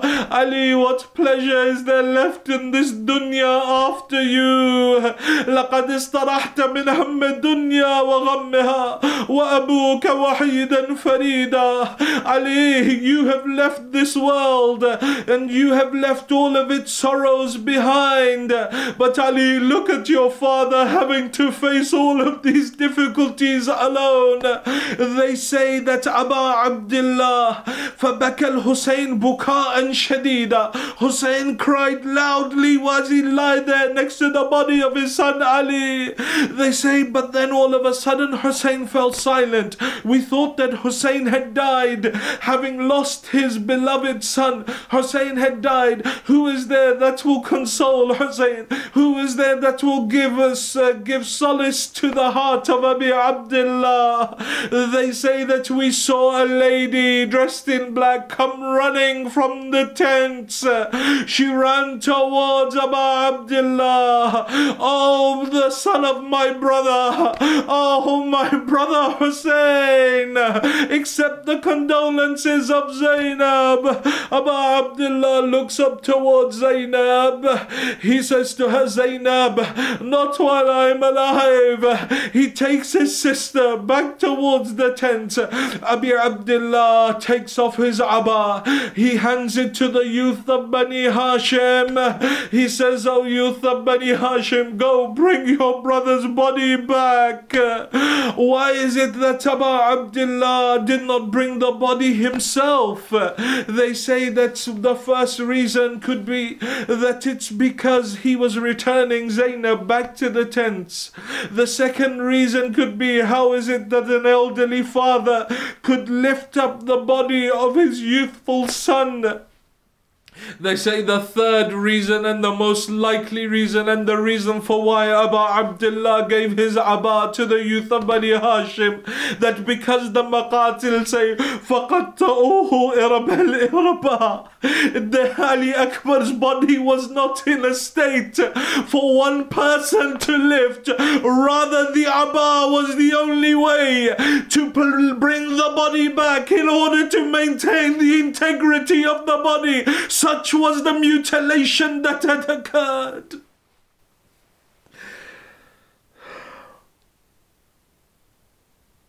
ألا لعنة الله على القوم الظالمين وسيعلم الذين ظلموا أي منقلب ينقلبون إنا لله وإنا إليه راجعون. We pray to Allah subhanahu wa ta'ala to forgive our sins. We pray to Allah subhanahu wa ta'ala on this night of Ashura, Ya Allah, forgive the sins of our parents. Ya Allah, those of our parents that are alive, give them long lives. Those of our parents that have left this world, give them a place of Salih Muhammad in Jannah. Ya Allah, for the sake of Ali Akbar, allow all of our youths to embody the khulq of Ali Akbar, the akhlaq of Ali Akbar, the characteristics of Ali Akbar. Ya Allah, those who are ill, give them shifa. Those who are in debt, clear their debts. Ya Allah, hasten the reappearance of the Imam of our time. Allow us to be amongst his true muntadhireen, his true waiters, for the acceptance of these du'as and any other du'as that the brothers and sisters have brought on this night. Please recite 3 of your loudest salawat ala Muhammad wa ali Muhammad.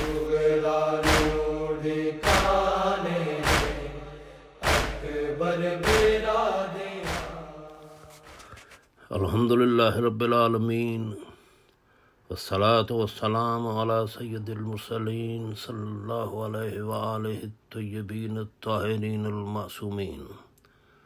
Khawateen o Hazrat, assalamu alaikum wa rahmatullahi wa barakatuh. मेरा नाम मोहम्मद जाफर शाह है।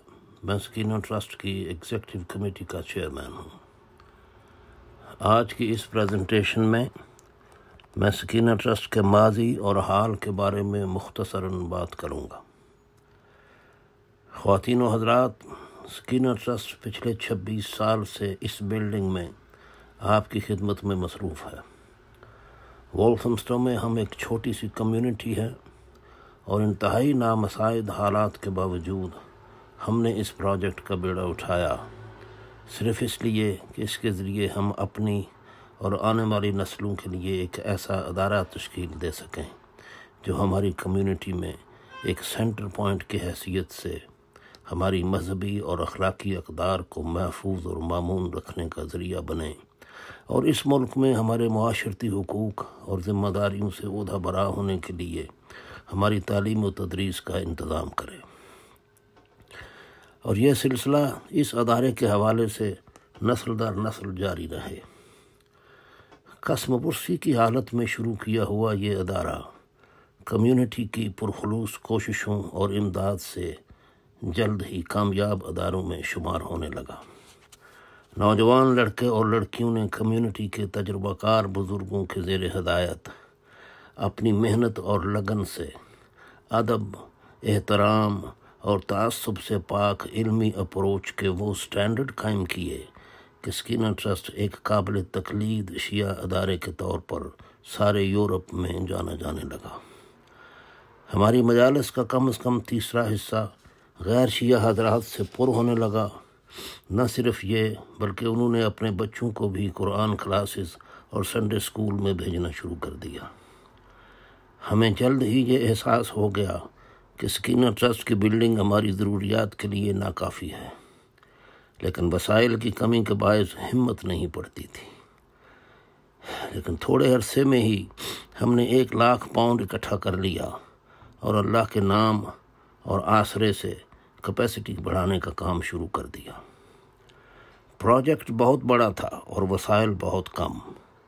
नतीजतन काम की रफ्तार कम रही और 5 साल गुजर गए। इस दौरान इंजीनियर्स, आर्किटेक्ट्स, कंट्रैक्टर्स, स्किल्ड और सेमी स्किल्ड लेबर के हज़ारों घंटों के अलावा 250 टन फैब्रिकेटेड स्टील, सैकड़ों टन कंक्रीट, मुख्तलिफ साइज़ और स्ट्रेंथ की लकड़ी से भरे हुए ट्रक, ख़रीदे हुए टूल्स और किराए पर लिए हुए ट्रक, क्रेन, एक्सकवेटर्स और मुख्तलिफ स्पेशलिस्ट मशीनरी के इस्तेमाल से हम इस काबिल हुए कि सकीना ट्रस्ट का 3500 स्क्वायर फुट का एक हाल अब 14,000 स्क्वायर फुट के 3 हाल्स में बदल चुका है।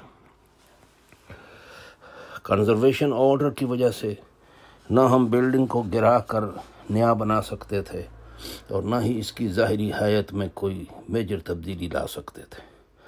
इसके लिए हमें हाल की चारों दीवारें, जिनकी मजमूई लंबाई 90 मीटर थी, इनके नीचे हमें 4 मीटर गहरी अंडरपिनिंग करनी पड़ी। ये सारा काम पानी और कीचड़ में होता था क्योंकि 8 फुट की गहराई से ज़ेर ज़मीन पानी निकल आता था। ख़वातीन व हज़रात, आज सिवाय एंट्रेंस हाल के कंस्ट्रक्शन का बाकी सारा काम मुकम्मल हो चुका है। नया छत भी डाला जा चुका है। नीडलेस टू से कि सारा काम इंतहाई आला स्टैंडर्ड का है। इसमें कोई शॉर्टकट नहीं मारा गया। बेहतरीन मटेरियल्स को इस्तेमाल किया गया है। क्वालिटी में कोई कंप्रोमाइज़ नहीं किया गया।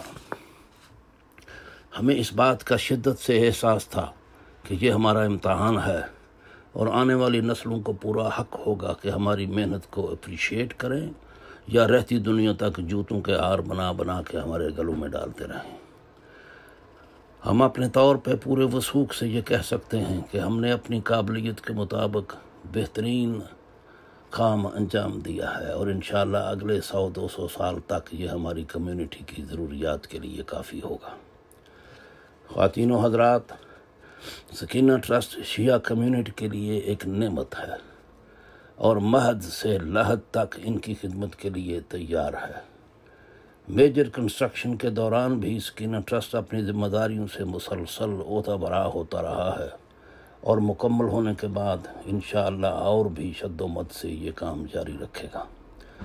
ये हमारी कम्युनिटी का हब है। इसे कम्युनिटी के प्रोफेशनल्स की सरपरस्ती हासिल है और वो अपने शिया भाइयों की इमदाद में बिल्कुल बुखल से काम नहीं लेते। आपका महाज दीनी हो, दुनियावी हो, इल्मी हो या नज़रियाती हो, जहाँ से आपको सब कुछ मिलेगा इला क़यामत साअत इंशाअल्लाह। वस्सलाम। अल्हम्दुलिल्लाहि रब्बिल आलमीन वस्सलातु वस्सलामु अला सय्यदिल मुरसलीन व ख़ातिमिन नबिय्यीन मुहम्मद मुस्तफ़ा सल्लल्लाहु अलैहि व आलिहि तय्यबीन अत्ताहिरीन अल मासूमीन। अस्सलामु अलैकुम व रहमतुल्लाहि व बरकातहू। ख़वातीन व हज़रात, मेरा नाम मोहम्मद जाफ़र शाह है। मैं सकीना ट्रस्ट की एग्जीक्यूटिव कमेटी का चेयरमैन हूँ।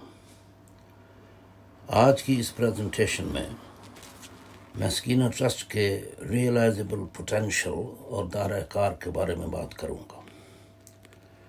पिछले 26 बरस से सकीना ट्रस्ट शिया कम्युनिटी की ख़तने से लेकर तलकीन तक ज़िंदगी के हर महाज और हर मोड़ पर मदद करता रहा है। ये चाहे मशवरे की शक्ल में हो या प्रैक्टिकल इमदाद की शक्ल में। इंशाअल्लाह ये सिलसिला दराज रहेगा और इन खिदमात का दायरा वसी तर होता जाएगा। अदारे के मुकम्मल होने के बाद तालीमी महाज पे ये स्टैंडर्ड सब्जेक्ट्स की ट्यूशन के अलावा नौजवानों को ये फैसिलिटी मुहैया करेगा कि वो इल्मी काबिलियत और जौहर ख़ताबत के इस तरह से आरास्ता हों कि अंग्रेज़ी ज़ुबान में आज के इंग्लिश स्पीकिंग नौजवानों और आने वाली नस्लों को दीन हक़ की तालीम दे सकें। हकीकत के मुतलाशी नौजवानों के सर्चिंग सवालात के जवाब देकर इन्हें मुतमईन कर सकें कि इनकी प्यास बुझ जाए और उन्हें किसी गैर का दरवाज़ा खटखटाने की ज़रूरत ही महसूस ना हो। मिंबर हुसैन उनकी सारी इल्मी ज़रूरियात को पूरा कर दे और अल्लाह और उसके रसूल और मासूमीन अलैहिमुस्सलाम की तालीमात और हदायत की रोशनी से शकूक व शुबहात के बादल छुट जाएं और पाकीज़गी नफ्स के साथ ज़िंदगी के सफ़र को कामयाबी से तय कर लें। हम पहले ही से नौजवान लड़कों और लड़कियों के अलग-अलग 4-4 दिन के कैंप लगाते हैं, जिसमें एक तो नेशनल लेवल पर नौजवान आपस में मुतारफ़ होते हैं जो शनासाई की हदूद फलांग कर अक्सर दोस्ती में बदल जाते हैं, और साथ ही जय्यद उलमा, डॉक्टर्स, बैरिस्टर्स, अकाउंटेंट्स, कामयाब बिजनेसमैन की ज़ेर निगरानी हदायत से मुस्तफ़ीद होते हैं। ये कैंप्स आम तौर पर सवाल जवाब के सेशंस पे मुश्तमिल होते हैं और नौजवानों को हर बात हक़ाइक़, दलाइल और बराहीन के हवाले से समझाई जाती है, चाहे उनके सवाल दीन के बारे में हों या दुनिया के बारे में। इसके अलावा ख़वातीन के कैंप भी लगाए जाते हैं जहाँ उन्हें उमूर खानादारी, बच्चों की तरबियत और बिलखुसूस माशरती और कानूनी हुकूक व फ़राइज़ से आगाह किया जाता है। ख़वातीन व हज़रात, इस मुल्क में इज़्ज़त और वक़ार के साथ रहकर हम अपने दीन और अखलाकी इक़दार को महफूज रखना चाहते हैं, वरना सिर्फ़ रोटी कपड़े और मकान के इवज़ अखलाकियात और दीन हक़ को बेच देना बड़ा ही घाटे का सौदा है। सकीना ट्रस्ट दीन और दुनिया दोनों में आपका मुबद्दो मुआवन है। ये एक मस्जिद है, इमाम बारगाह है और कम्युनिटी सेंटर है। इस जैसे अदारे ना हुकूमत बना के देती है और ना ही किसी एक आदमी की ज़िम्मेदारी होते हैं। ये अल्लाह और मासूमीन के नाम पे बनाए जाते हैं और कम्युनिटी को बेहतर से बेहतर खिदमत मुहैया करते हैं। इस हवाले से इन्हें बनाना और इनकी ज़रूरियात को पूरा करना कम्युनिटी का काम होता है, क्योंकि ये इदारे कम्युनिटी को दीन हक़ के साथ मासूमीन की सबील पे चलाते हैं। इसलिए इन पे ख़र्च करना राह हक़ और राह खुदा में ख़र्च करना है। कुरान करीम में ऐसे ख़र्च पर जगह जगह ज़ोर दिया गया है और ये एक ऐसी नेकी है जिसका सिला इस दुनिया में भी कई गुना करके मिलता है और आखिरत में इसकी जज़ा भी अपनी जगह पे कायम है। ये एक ऐसा सौदा है जिसमें घाटे का कोई ख़तरा नहीं। अभी सकीना ट्रस्ट का सिर्फ स्ट्रक्चर खड़ा हुआ है, उसमें भी अभी एंट्रेंस का बनना बाकी है। स्कॉटलैंड यार्ड और काउंसिल की तरफ से इस बात पे जोर दिया गया है कि टेररिज्म से दिफा के एक्सटेंसिव इंतज़ामात किए जाएं, जिसके लिए एंट्रेंस को बड़ा किया जाए ताकि सिक्योरिटी से मुतल्लिक़ ज़रूरियात को पूरा किया जा सके। इसके अलावा सारी बिल्डिंग में नया इलेक्ट्रिकल इंफ्रास्ट्रक्चर मुहैया किया जाएगा, जो कि lighting, cooling, public address system, CCTV alarm system, fires alarms को कैटर करेगा। एंट्रेंस में personal baggage storage, shoe racks, security equipment, न्याज डिस्ट्रीब्यूशन एरिया, टॉप फ्लोर के लिए स्टेयर्स, टॉयलेट्स और वुज़ू खाने बनाए जाएंगे। किचन की रेनोवेशन, कार पार्क की लेवलिंग और टाइलिंग, पैरामीटर वॉल और मेन गेट की रिन्यूअल, कारपेटिंग, बिल्डिंग के अंदर और बाहर की फिनिशिंग और डेकोरेटिंग के काम अभी होने वाले हैं। रज़ाकाराना मदद के साथ हमें कम से कम 3 लाख पाउंड की ज़रूरत है ताकि सकीना ट्रस्ट की मुनासिब और ख़ूबसूरत अंदाज में तकमील हो सके। हम इमदाद और कर्ज़ हसना के उम्मीदवार हैं। बराह करम अपनी अपनी तौफ़ीक़ात के मुताबिक इसमें हिस्सा लेकर अपने दीन व दुनिया को संवार लें। बैंक, पेपाल या कार्ड के ज़रिए आप डोनेट कर सकते हैं। अलावा अज़ीं मौलाना जाफ़र अली नजम से 07763413685 पे या मुझसे 0796-350-8799 पे रब्ता कर सकते हैं। परवरदिगार आलम से दुआ है कि आपकी तौफ़ीक़ात में अगाफ़ा फ़रमाए और बहक़ मोहम्मद व आले मोहम्मद आपको अपनी हिफ्ज़ व अमान में रखे। वस्सलाम।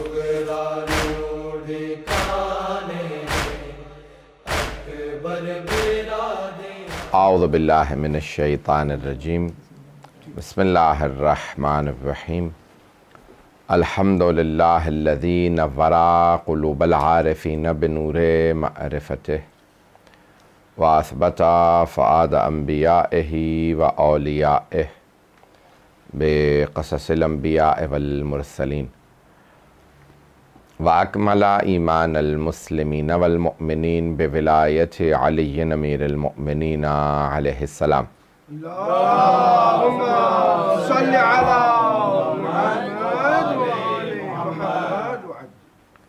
वस्सलातु वस्सलाम व तहिय्यतु वल इकराम अला अफ़ज़लिल मौजूदात अल अब्दिल मुअय्यद वर रसूलिल मुसद्दद अल मुस्तफ़ल अमजद अल महमूदिल अहमद आनी अबुल क़ासिम मुहम्मद। अल्लाहुम्मा सल्लि अला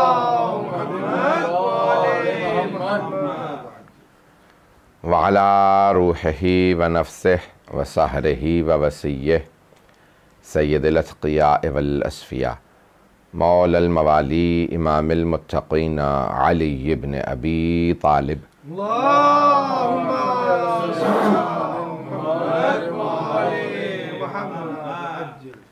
व अला औसियाइही ला सिय्यमा बक़िय्यतिल्लाहि फ़िल अर्ज़ीन रूही व अरवाहुल आलमीन लितुराब मक़दमिहिल फ़िदा वल्लअनतु दाइमतु अला अअदाइहिम अजमईन मिनल आन इला क़ियाम यौमिद्दीन।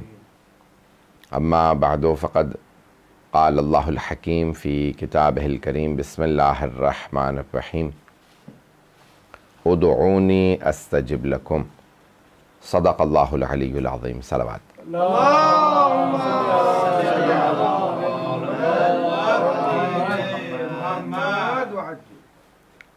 1442 के अशरा मुहर्रमुल हराम को आपकी खिदमत में दुआ के उन्वान से पेश कर रहा हूँ। ये अशरा मजालिस ईस्ट लंदन के इमाम बारगाहों की तरफ से मुनक़िद किया गया, जिसमें Sakina trust, Imamia mission east London और मुस्लिम कम्युनिटी ऑफ एसेक्स की तरफ से इसका इनेक़ाद हुआ। खुदावंद मुताल ने मुहर्रमुल हराम को ख़ास एक मंज़िलत अता की है और इस मुहर्रम की मजालिस में इंसान तजदीद अहद करता है इमाम हुसैन अलैहिस्सलाम के साथ और अपने आप को याद दहानी कराता है कि मैं हुसैनी हूँ। कल जहाँ मैंने मजलिस को जिस जगह पे तवक़्क़ुफ़ किया था वहीं से मैं बात को आगे बढ़ाना चाहता हूँ। सिलसिले की नवी मजलिस है, अशरा मुहर्रम अपने अख्ताम पे है, आखिरी मजालिस हैं। तो अल्लाह सुब्हानहू व तआला ने हमें दुआ जैसे हथियार को अता किया। मैंने अर्ज़ किया था कि दुआ मांगना गुस्ताखी मालूम होता है कि इंसान उसे अपनी मसलहत बताता है जिसे मालूम ना हो, या उसे मशवरा देने की कोशिश करता है कि मेरी ज़रूरत क्या है। ये दोनों चीज़ें खुदा से मुताल्लिक़ मुहाल है। वो हमारी मसलहत भी हमसे बेहतर जानता है, हमारी ज़रूरियात को भी हमसे बेहतर जानता है। उसके बावजूद उसने ख़ुद कह दिया उदऊनी अस्तजिब लकुम, तुम मांगो तो सही, मैं अता करने वाला हूँ। तो खुदावंद मुताल ने हमें इस्तजाबत का वादा किया है, लेकिन उसमें उसने कहा है कि मांगो। अब मसलहतें वो जानता है, कहाँ कबूल करना है कहाँ कबूल नहीं करना, ये उसके हाथ में है। लेकिन उसने हमसे कह दिया कि नहीं, मांगते रहो। तो मैंने कल जहाँ बात को रोका था वो बात ये थी कि सबसे बड़ा दुआ का फ़ायदा ये है कि हम चाहे मादी चीज़ें मांगे, मानवी चीज़ ना मांगे, मादी चीज़ें मांगे, हमारा खुदा से एक राबिता बरकरार हो जाता है। सबसे बड़ा जो फ़ायदा है दुआ का वो है खुदा से राबिता। और उन फ़वाइद के एक फ़हरिस्त है कि अल्लाह से एक राबिते का या इर्तिबात का हमारी ज़िंदगी पर असर क्या होता है। सबसे जो बड़ा असर है वो नफ्सियाती असर है। इंसान, कहा जाता दुनिया के अंदर कि it matters who you know, कि इंसान किसको जानता है, पता नहीं लोग हैं कि इंसान किसे जानता है, इसका बड़ा इंसान की ज़िंदगी में असर होता है। और अगर किसी को ये यकीन हो कि मेरा खुदा से राबिता है, तो सबसे बड़ा इंसान के ऊपर नफ्सियाती असर ये होता है कि उसके अंदर एक मजबूती आ जाती है और खुदावंद मुताल उसको तक़वियत दे देता है। जब उसको ये यकीन हो जाए कि मेरा खुदा से राबिता है, तो अल्लाह सुब्हानहू व तआला ने, जबकि उसने अम्बिया भेजे हैं, आइम्मा भेजे हैं, हुज्जत खुदा हैं, औलिया हैं, औसिया हैं, उसके बावजूद भी उसने कहा जब चाहो मुझसे बरकरार कर सकते हो अपना राब्ता, बग़ैर किसी वास्ते के भी, वास्ते के मोहताज नहीं हो, बल्कि मोमिन व मुवाहिद की भी क़ैद नहीं है, मुशरिक व काफिर भी आ जाए तो खुदा उसे रद्द नहीं करता, कोई भी आ जाए। और बहरहाल एक बहुत बड़े क़दी का जुमला है, अचानक जहन के अंदर आया है कि उन्होंने एक जुमला कहा है। वो कहते हैं कि अगर आप अपने रुश्द से, बड़े बड़े फ़लासफ़ा से, मुतकल्लिमीन से पूछिए, साइंसदानों से सवाल करें कि भाई वक्त की तारीफ़ क्या है, तो सब अपनी अपनी डेफिनेशन देंगे। लेकिन वो कहते हैं कि मैं तो कहता हूँ कि वक्त दो ही हैं, एक वो जो तश्कील दुआ के इज़्तिरार में गुजर रहा हो, दूसरा वो जो तकमील दुआ के इंतज़ार में गुजर रहा हो। तो इंसान जो है वो तकमील दुआ के इंतज़ार में भी जो वक्त गुजार रहा होता है वो भी इबादत है, क्योंकि इंसान किसके इंतज़ार में है? खुदा की रहमत के इंतज़ार में है। इसीलिए रसूल इस्लाम सल्लल्लाहु अलैहि वसल्लम की हदीस है, और इसको शेख सदूक ने इकमालुद्दीन व इत्मामुन नेमान में लिखा है कि अफ़ज़लुल अमाल इंतज़ाउल फ़रज, किसी भी अपनी मोहताजी या ज़रूरत की पूरा होने का इंतज़ार सबसे अफजल इबादत है। खुसूसन यहाँ पे अलबत्ता मुराद तो फ़रज से मुराद साहिबुज़्ज़मान अलैहिस्सलाम हैं।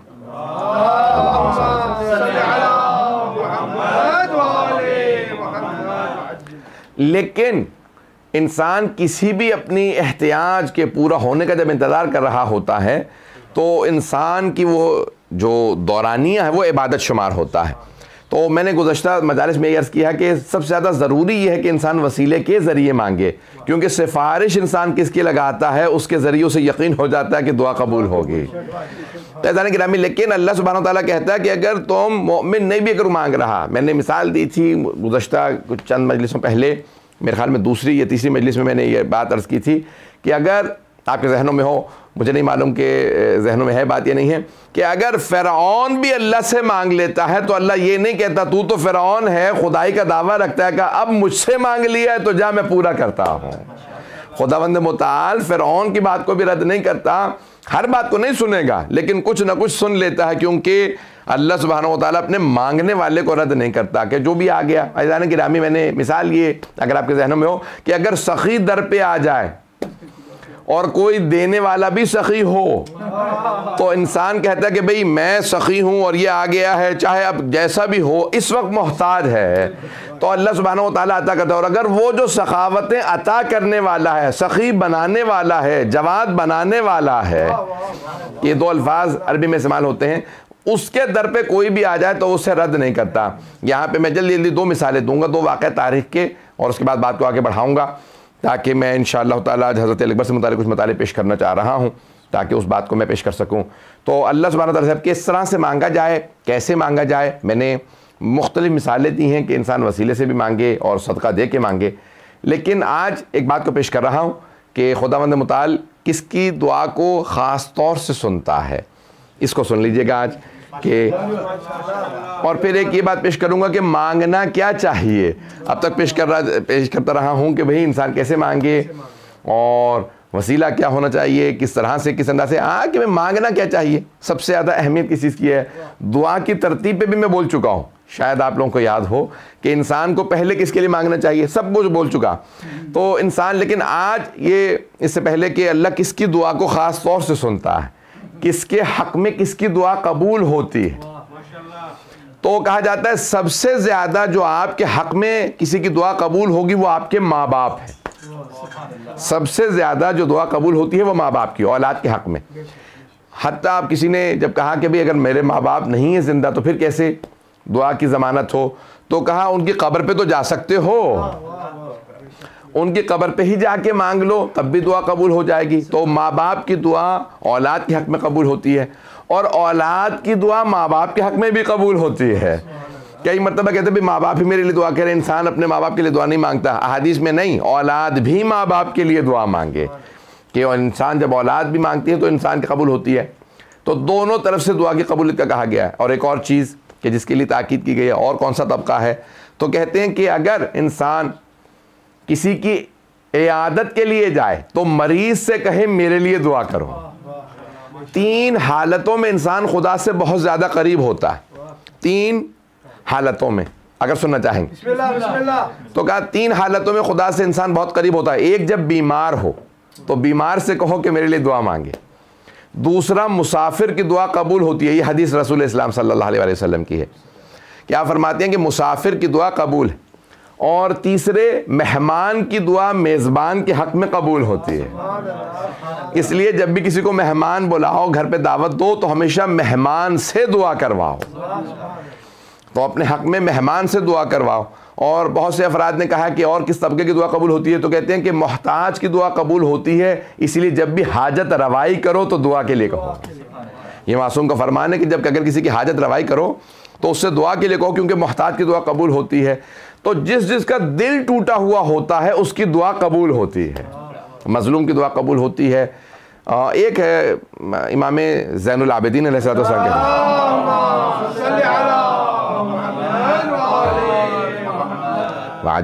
आप फरमाते हैं कि अगर किसी का दिल टूटा हुआ हो तो उसकी दुआ कबूल होती है। और अगर कोई मजलूम है और उसका कोई साथ देने वाला नहीं तो उसे कभी अजियत ना करना, जिसका कोई साथ देने वाला ना। वैसे बहुत से लोग होते हैं कि जिसका कोई नहीं होता, जैसे कहते हैं आप लोग बेकस, जिसका कोई ना हो। तो कहा बेकस पे कभी जुल्म ना करना, क्योंकि बेकस की दुआ, बद्दुआ या दुआ जो भी कह लीजिए आप उसको, फ़ौरन कबूल हो जाती है। खुदा जिसका कोई ना हो, खुदा कहता है क्योंकि इसका कोई नहीं है, इसकी फ़ौरन सुनूंगा। पता नहीं बात पहुंच रही है नहीं पहुंच रही है।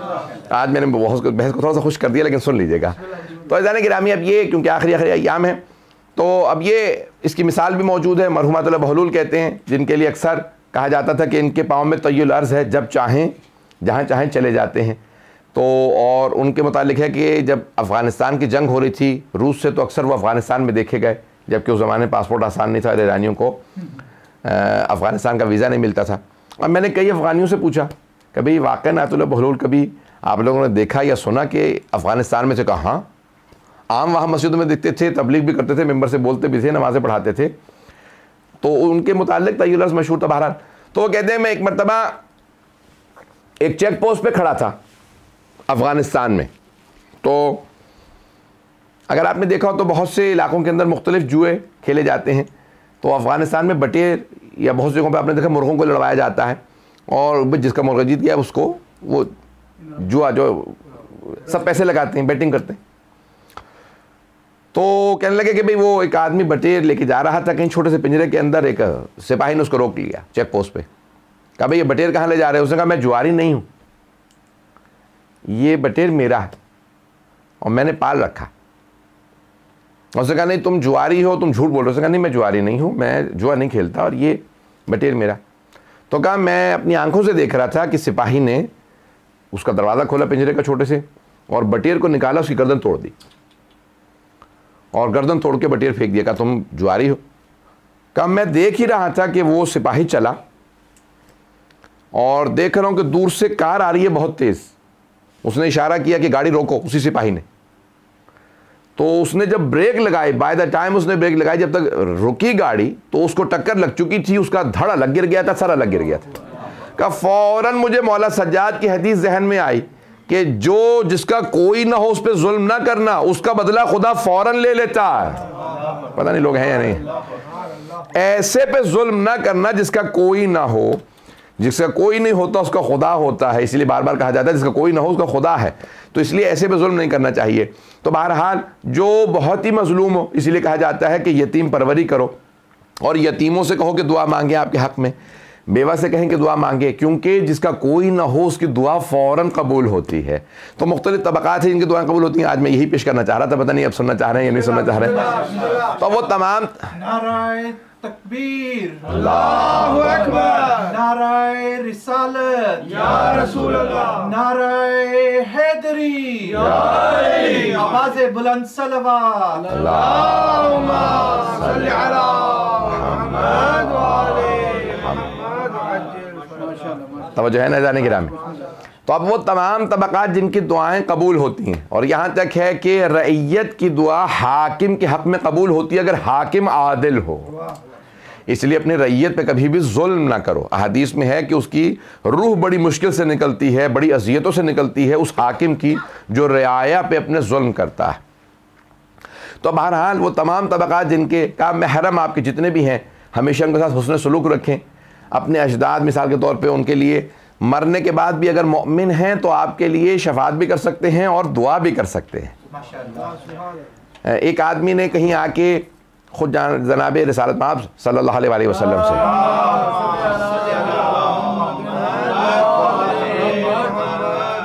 से फरमाया, कहा कि या रसूल अल्लाह, मैं चाहता हूँ मेरी दुआ कबूल हो, और मैंने नज़र की थी, मन्नत मानी थी कि भाई मेरी दुआ कबूल हो जाए तो मैं अपने माँ की पेशानी का बोसा दूंगा और बाप के कदमों का, या बाप के पेशानी का और माँ के कदमों का बोसा दूंगा। तो आपने फरमाया तो अपनी मन्नत को पूरा कर। तो कहा लेकिन मेरे माँ बाप का इंतकाल हो चुका है। तो कहा कि दोनों की कब्रों पे जा, बाप की कब्र के सरहाने का बोसा दे, माँ की कब्र की पांचती का बोसा दे, मन्नत पूरी हो जाएगी। पता नहीं लोग हैं या नहीं है। कहा या रसूल अल्लाह, उनका तो ज़माने जाहिलियत में इंतकाल हो गया था, मुझे कब्रों का मालूम नहीं है कि कब्रें कहाँ हैं। तो कहा कोई बात नहीं, अपने हाथ से दो कब्रें बना, एक को तसव्वुर कर ये बाप की कब्र है, दूसरी कब्र का तसव्वुर करके ये माँ की कब्र है। जिसको बाप की कब्र तसव्वुर करे उसके सरहाने का बोसा दे, जो माँ की कब्र तसव्वुर करे उसके पांचती का बोसा दे। अज़ीज़ाने गिरामी, इंसान बहाने नहीं बना सकता। जब चाहे जहां चाहे माँ बाप से भी इंसान तवस्सुल कर सकता है। मासूमीन का दर्जा तो और बालातर है।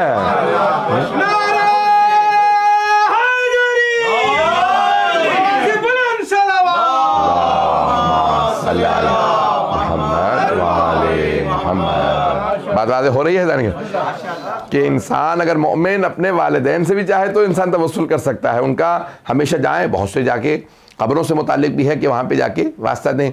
और जब रिसालत माहब मक्के से मदीने जा रहे थे, मदीने से कहीं जा रहे थे, तो रास्ते में अब्बा के मकाम पे आपकी वालिदा गिरामी सलामुल्लाह अलैहा हज़रत आमिना सलाम अलैहा की कब्र मुतहर, वहाँ पे आप रुके। तो कुछ सहाबा जनाब ख़त्मी मर्तबा से कहने लगे, या रसूलल्लाह आप तो नबी हैं, आपको बेताबी नहीं करनी चाहिए, आपको तो सब्र करना चाहिए। आप अपनी माँ की कब्र से इतना लिपट के क्यों रो रहे हैं, इतना ज़्यादा क्यों आप बेताबी कर रहे हैं? जैसे एक बच्चा माँ से लिपट के कब्र से रोता है, आप तो बार बार कब्र, तो आप तो नबी हैं, आपको सब्र करना चाहिए। तो रहमतल लिल आलमीन आपने अपने अंदाज से, क्योंकि मैं अल्फाज वो यानी यकीन से नहीं कह सकता हूँ, लेकिन वो दूसरा जुमला ज़रूर कहूँगा कि आपने उसको एक जुमला कहा, सख्त जुमला कहा कि तू नहीं देखता ये वो हस्ती है कि जिसका अल्लाह ने इंतखाब किया मेरी माँ बने। अल्लाह ने इनका इंतखाब किया कि मेरी माँ बने, तो मैं अपनी माँ की कब्र से अगर नहीं लिपटूंगा तो मैं और किससे? क्या ये वो मेरी माँ है कि जिन्होंने मुझे पाला, जिन्होंने मुझे शिकम में रखा, तो क्या ये मेरी माँ है? तो जाने गिरामी, ये माँओं का मकाम है, माँ का दर्जा है। एक और यहाँ पे माँ के लिए कि माँ बाप से हमेशा दुआ के लिए कहें। एक और रोक के जुमला कह दूंगा कि जनाब अमीर से मुतालिक है, लेकिन अलबत्ता वहाँ से एक पहलू भी पेश करना चाहता हूँ।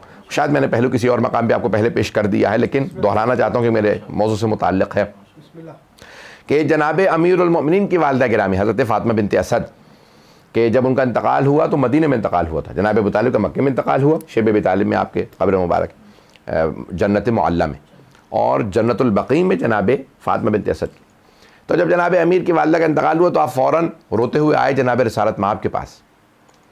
तो जनाब रिसालत माब ने आपको देखा इस तरह से रो रहे हैं, और तो कहा कि या अली क्या बात है? तो कहा कि या रसूलल्लाह मेरी माँ का इंतकाल हो गया। तो अब यहाँ अल्फाज ये हैं कि जनाब रिसालत में आपने फरमाया कि या अली ये मत कहिए आपकी माँ का इंतकाल हुआ, बल्कि कहिए या रसूलल्लाह आपकी माँ का इंतकाल हो गया। उम्मी बादा उम्मी, मेरी माँ के बाद वो मेरी माँ थी क्योंकि उन्होंने मुझे पाला था। तो कहा उम्मी बादा उम्मी, और फिर आप जनाब रिसालत में आपने अपना कुर्ता, बाज ने कहा अपनी अबा, कुछ ने कहा अपना पीराहन, और कुछ ने कहा अपनी अबा। जनाब रिसालत में आपने कफन में दी, कहा मेरी चची को जो कफन दिया जाए उसमें मेरी अबा या मेरा पीराहन ओढ़ा दिया जाए। और फिर खुद आए जनाजा पढ़ाने के बाद। और मैंने रिवायात देखी हैं कि हमारे यहाँ 5 तकबीरात वाजिब हैं अहले बैत के मानने वालों में, जनाजे के ऊपर 5 तकबीरात वाजिब हैं। और इमाम सादक से पूछा गया कि मौला, बहुत से लोग कहते नहीं 4 पढ़नी चाहिए, 5 पढ़नी चाहिए, 7 पढ़नी चाहिए। तो आपने फरमाया कि जनाब रिसालत में आप सिर्फ मुनाफिकीन की 4 तकबीरात पढ़ते थे, मोमिनीन की 5 पढ़ा करते थे। मसला तवज्जो है मेरे साथ।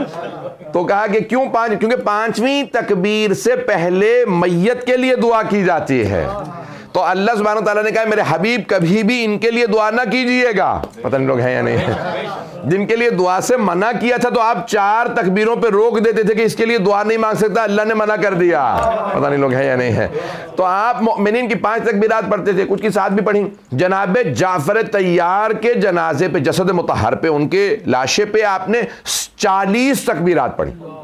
वसाइल शिया में बहुत सी हदीसी किताबों में है, मुस्तनद है। मैंने खुद जाके कई उलमा से भी सवाल किया और खुद इसकी सनद को देखा। 40 तकबीरात पढ़ी जनाब जाफर तैयार के जनाजे पे, और जनाब हमजा के जनाजे पे 70 तकबीरात पढ़ी। और कहते थे ये सैयद शुहदा, तो 70 तकबीरात पढ़ी। और इसी तरह से जनाब फातिमा बिनते असद के जनाजे पे 70 तकबीरात पढ़ी। पता नहीं लोग हैं या नहीं। आप सोच सकते हैं मंजिलत क्या है, जो नबी और अली को पाले। पता नहीं लोग हैं या नहीं है। जो नबी और अली को पालने वाली बीबी हो, पैगंबर, उनके जनाजे पे 70 तकबीरात पढ़े। पता नहीं लोग हैं या नहीं है। भाई पैगंबर ने हमेशा तमाम मोमिनात से कह दिया था, मोमिनात से तमाम मोमिनात से कह दिया था कि अगर तुम कलमा पढ़ लो और शौहर कलमा ना पढ़े तो जुदा हो जाना। नहीं है लोग, जुदा हो जाना, क्योंकि मोमिना कभी भी मुशरिक के अक़द में नहीं रह सकती। लेकिन जनाब रिसालत में आपका जनाब फातिमा बिनते असद को ना कहना बता रहा है कि अगर इनके जनाजे में 70 तकबीरात है, सोचे अबू तालिब का मकाम क्या होगा।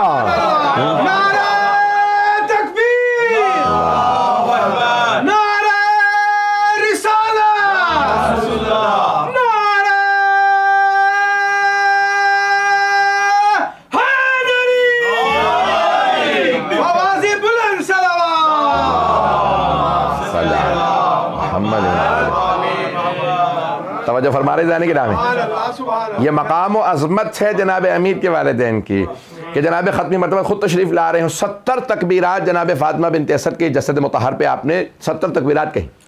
और फिर खुद जनाब अमीर से कहा कि भाई कब्र के अंदर मैं उतरूँगा, आप मुझे, मैं कहता हूँ क्या मकाम उस बीबी का कि सैयदुल अंबिया और सैयदुल औलिया जनाजा कब्र में उतारने वाले हैं। अल्लाह अकबर। मैं जब सोचता हूँ तो मेरी कैफियत बदल जाती है। तो एक मरतबा कहा, खुद जनाब ख़त्मी मरतबा कब्र में उतरे, अपना हाथ लगा के पूरी कब्र को जिस तरह से क्लिप किया जाता है, कहा कि कब्र खबरदार मेरी चची को अजियत ना देना, मैं रोज़े क़यामत हिसाब लेने वाला हूँ। फिर एक मरतबा कहा कि अली लाइए, आपने खुद कब्र के अंदर जसद मुतहर को जनाब फातिमा बिनते असद के जसद को अंदर रखा, बाहर निकले, खुद कब्र को बंद किया और सरहाने बैठे थे, आंखों में आंसू थे कि मेरी माँ दुनिया से चली गई। तो बैठे हुए हैं कब्र के अंदर देख रहे हैं और अचानक बात करके कहते हैं इब्नो के आपका बेटा। गौर से सुनिएगा वाकया, क्योंकि मैं रिवायत पढ़ चुका हूँ पहले एक दफ़ा किसी और मकाम पे, कहा आपका बेटा। अब सहाबा ने सवाल किया, या रसूल अल्लाह आप कब्र से बात कर रहे हैं? कहा या रसूल अल्लाह क्या मामला? कहा फरिश्तों ने आने के बाद बड़े एहतराम से मेरी चची से सवाल किया, मन रब्बो के, आपका रब कौन है? मेरी चची ने बड़े इत्मीनान से कहा अल्लाह जल्ला जलालहु रब्बी। कहा फौरन उन्होंने सवाल किया मन नबियों के, आपका नबी कौन है? मेरी चची ने मेरी तरफ इशारा किया, मोहम्मद सल्लल्लाहु अलैहि वसल्लम नबी, ये मोहम्मद सल्लल्लाहु अलैहि वसल्लम मेरे नबी हैं। तो फरिश्तों ने कहा मन इमामों के, आपका इमाम कौन है? तो मेरी चची ने मेरी तरफ देखा पता नहीं लोग हैं या नहीं। कब मेरी चची ने मेरी तरफ देखा कि मेरा इमाम कौन है, तो मैंने कहा इब्नो के आपका बेटा ही आपका इमाम है। तो मुझे कह लेने दीजिए, अगर अली के माँ बाप का उनकी विलायत के बगैर गुजारा नहीं, तो फिर मेरे तेरे जैसों का अली के बगैर।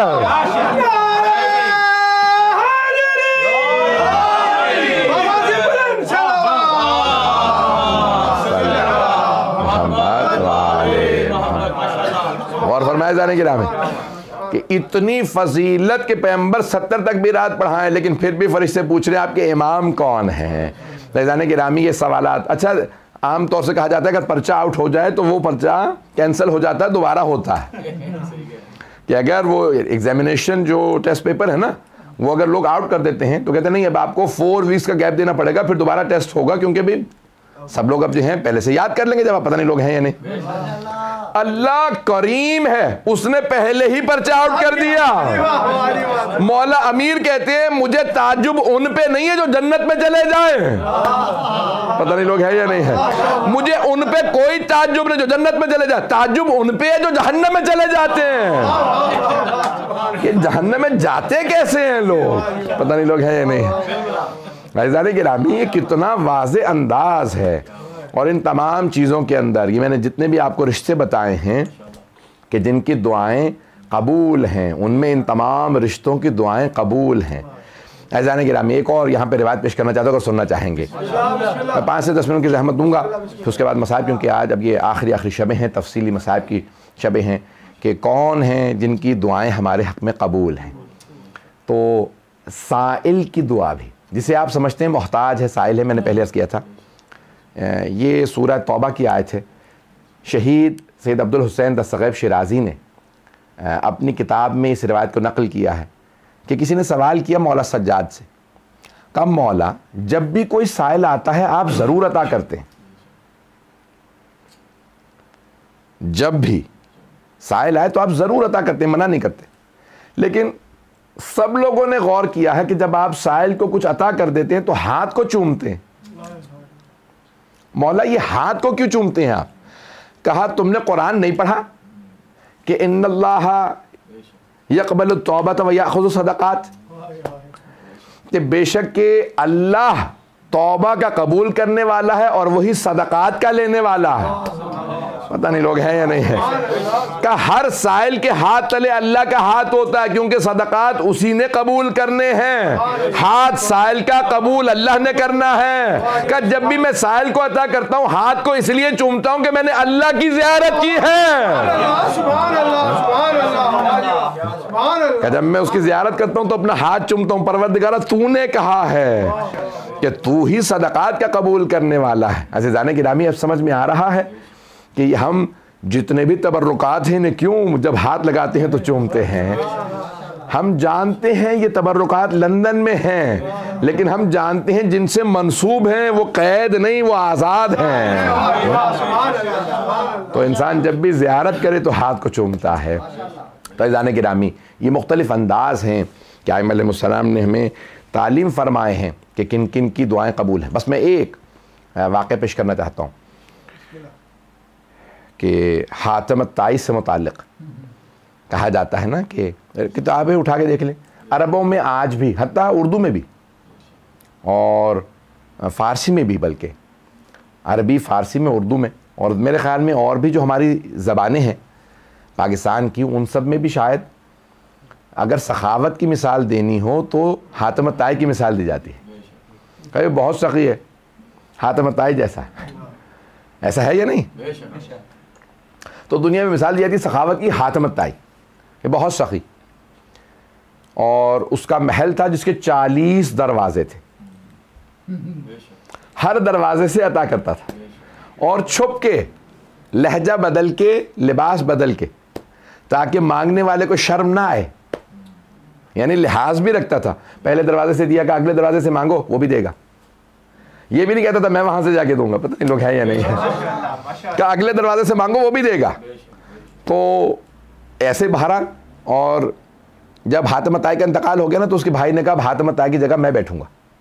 उसकी माँ ने कहा तू हातम ताई नहीं बन सकता, माँ से ज़्यादा बेटों को कौन जान सकता है? तो कहा तू हातिम ताई नहीं बन सकता। तो बेटे ने कहा क्यों?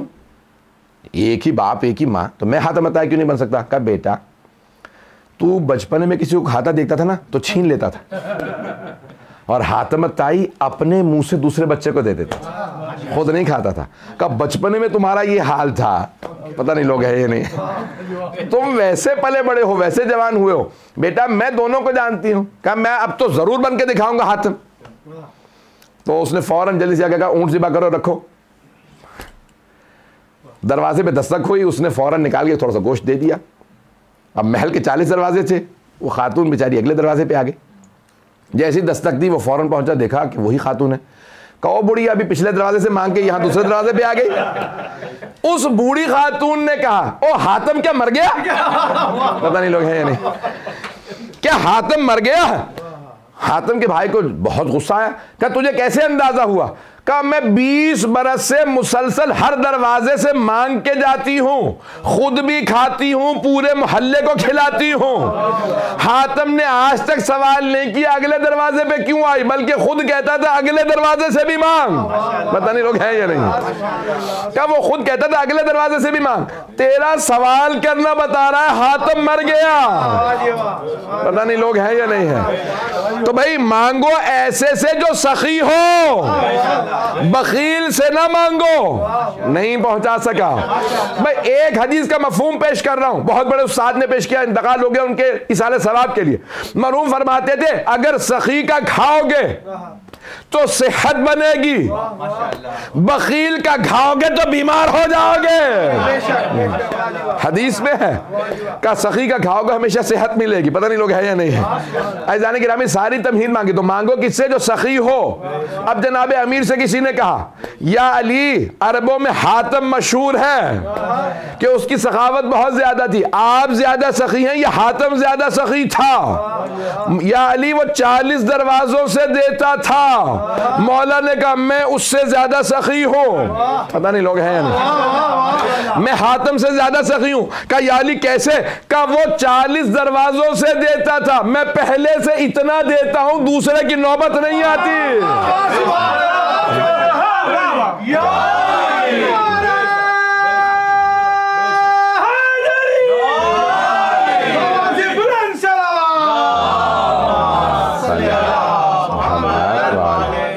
और फरमाया आपने, मौला फरमाते मैं पहले दर से इतना दे देता हूं। सीखे हातिम से कहो इनसे सखावत के चलन।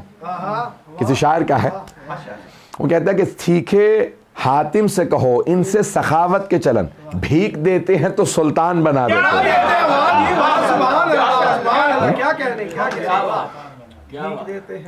भीख देते हैं तो सुल्तान बना देते हैं। ऐज़ाने गिरामी आले मोहम्मद का दर ऐसा दर है, मैंने अर्ज़ किया था कि इंसान जब मांग रहा है तो फिर किसी ऐसे सखी से मांगे कि जहाँ कमी ना हो। ऐज़ाने गिरामी मैंने अर्ज़ किया था कि अपने और बेगाने की भी यहाँ कैद नहीं है, कोई आ जाए दर हुसैन पे। मैं जल्दी जल्दी चलना चाह रहा था कि आज जुमले पेश करना चाहता हूँ कि जनाब सैयद शुहदा इतने सखी हैं कि मदीना शहर है। जनाब अली अकबर अलैहिस्सलाम ने कहीं कहा कि बाबा मेरा अंगूर का जी कर रहा है, तो किसी खादिम ने कहा अंगूर का मौसम नहीं है।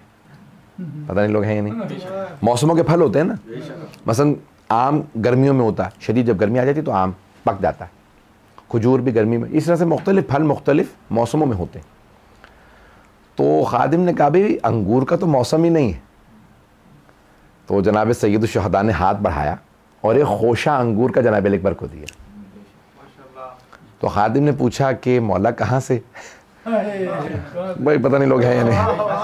अभी सवाल करने वाले को सोचना चाहिए था कि जब जनाब ज़करिया आए ना महराब जनाब मरियम में, तो तबलीग पे गए हुए थे, वापस आए तो कहा बच्ची को बंद कर आया था कि कोई कत्ल ना कर दे, क्योंकि सारे वहाँ पे जो रहबा इससे वो दुश्मन थे कि भाई बच्ची को क्यों लेके आए, ये मर्दों के लिए है सिर्फ। तो मैं बंद कर आया था, खाना भी पहुँचा नहीं सका, कहीं ऐसा ना हो कि बच्ची बीमार हो गई हो, कुछ हो गया हो, इतनी ताख़ीर हो गई है। दौड़ते हुए पहुँचे, मैं जाके देखूँ, भांजी भी थी। जैसे ही पहुंचे तो देखा कि वहां पे तरह तरह के फल मौजूद हैं। तो कुरान की आयत सूरह मरियम की कि जनाब ज़करिया ने फौरन सवाल किया, अन्ना लके हादा, ये कहां से आया आपके लिए? तो जनाब मरियम ने मुस्कुरा के जनाब ज़करिया को देखा कि हादा मिन फज़ल रब्बी, ये मेरे रब का मुझ पे फजल है। पता नहीं लोग हैं या नहीं भाई। जब ईसा और मरियम पे अल्लाह ऐसे फजल कर सकता है, जो फखरे ईसा और फखरे मरियम हो, अब सोचिए उन पे कितना अल्लाह का फजल करम होगा। बात पहुंच रही है ना? तो अज़ान गिरामी, अब ये जनाब अली अकबर अलैहिस्सलाम ने एक मरतबा कहीं कह दिया ना कि मुझे बाबा अंगूर, तो जनाब सैयदुश्शहदा ने बग़ैर मौसम के अंगूरों का खोशा, अब मुझे नहीं मालूम कि जन्नत से मंगवाया था। पता नहीं लोग हैं कि यह आपकी विलायत का असर था। बहरहाल असर है जनाब सैयदुश्शहदा अलैहिस्सलातु वस्सलाम के। तो आवाज़े बुलंद सलवात, मुझे पता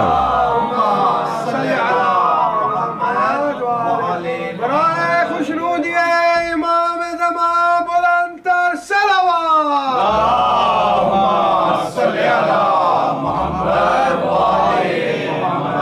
वअज्जिल फ़रजहु।